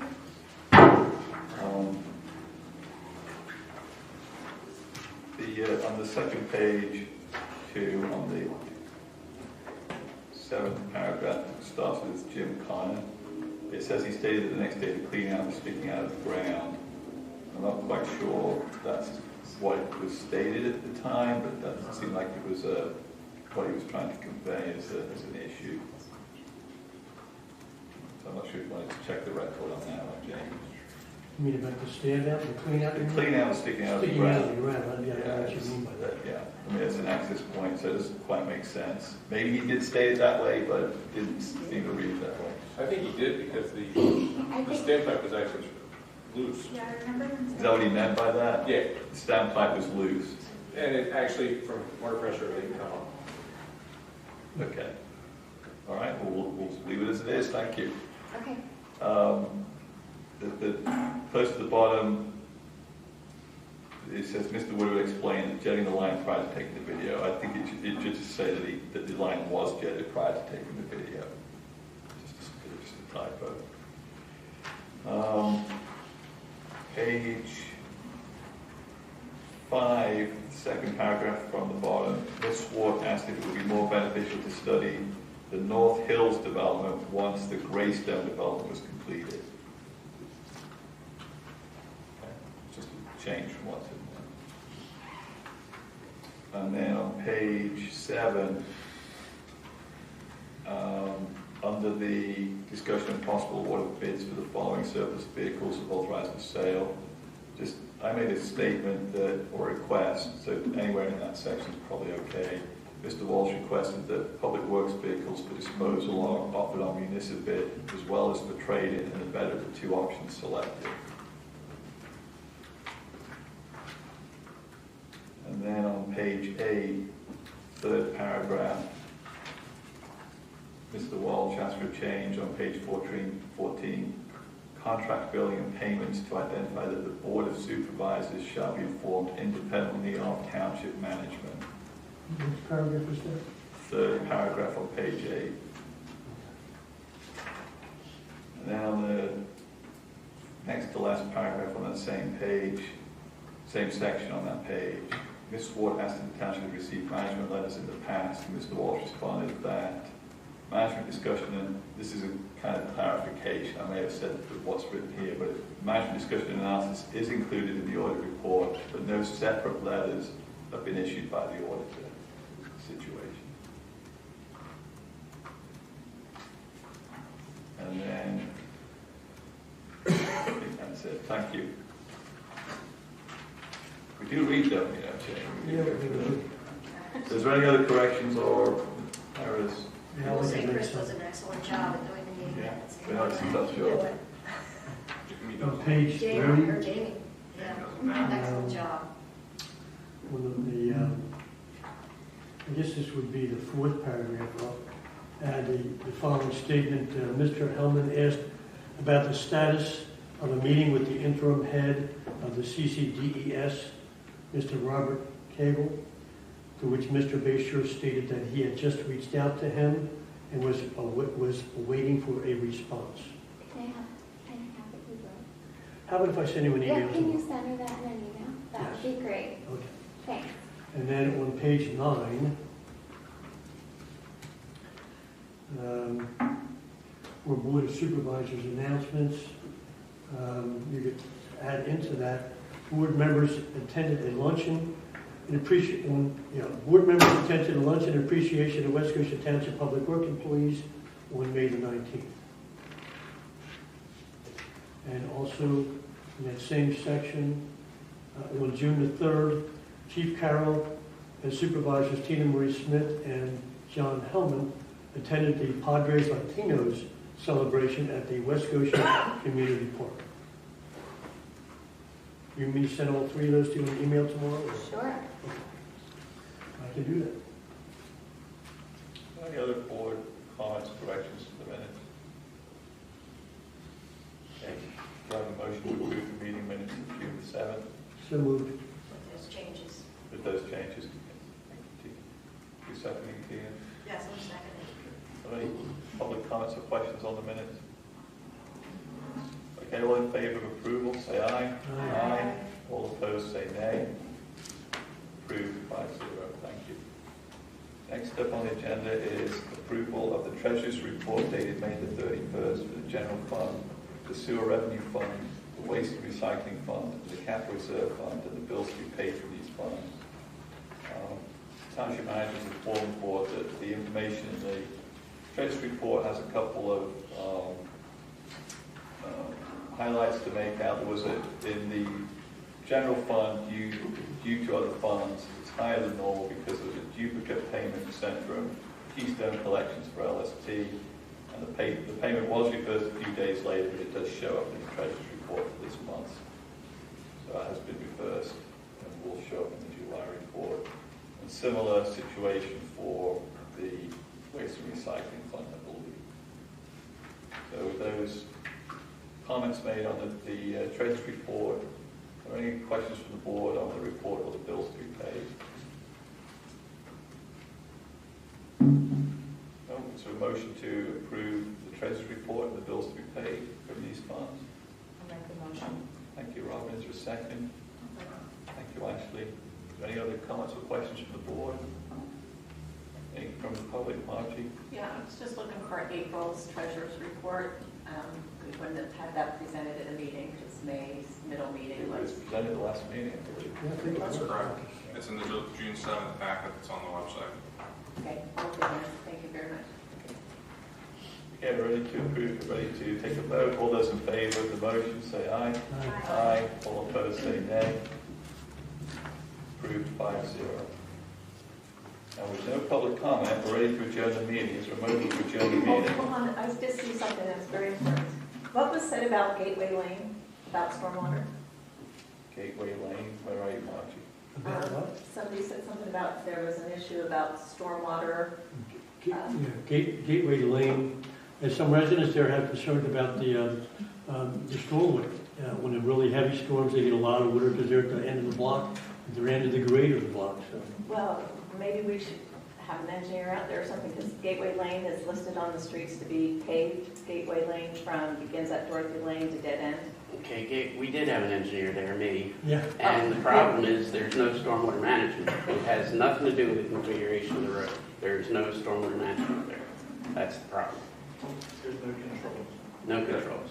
No inlets, no conveyance. Well, I'm just no- wondering if you're going to look at it, if the township's going to look at it and make some type of recommendation. Yeah. Should we be paving it now? It's one of those areas that has been identified by the township engineer and the street superintendent about that needs to be addressed by Carroll Engineering to come up with a study on what can be done. And it has to be paved. We have to maintain the paving. Right, let me set some expectations. So at that meeting when we discussed the whole 16 areas, and we authorized Carroll Engineering to proceed with it, with checking points with the board around what the project was looking like. That was months to get that work done, probably get a report at the end of the year. Then the board has to have another big discussion around what does it all mean, what can we do, not do, how do we address it, on what priority, is it a decades-long type project, how would we fund it? So it's many years of work as we look at this, or even understanding how, if and how we're even going to do it. So we do need to continue to address basic maintenance of roads and protection. Okay. Yep. Are we ready to adjourn? Is there a motion to adjourn? I will make a motion. Thank you. You second? All in favor of adjourn, say aye. Aye. Thank you. We have lots of plans to sign. Lots of things to sign tonight.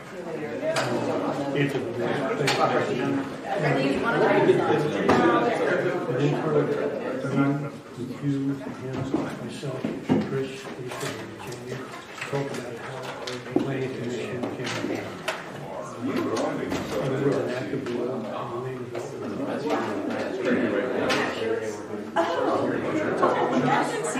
I think that's. Yes, sir. Right. I think you might be the I could recognize you. Well, I used to be. I think so, yeah, I used to.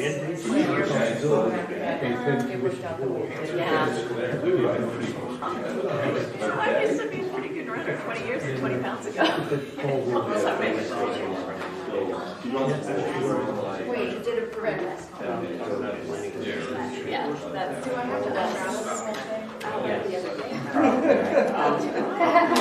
I have one here. Well, you know, if you There's just one signature, which is mine, and then I guess. What did happen? No, send it this way. We can't show the lots. Discussion.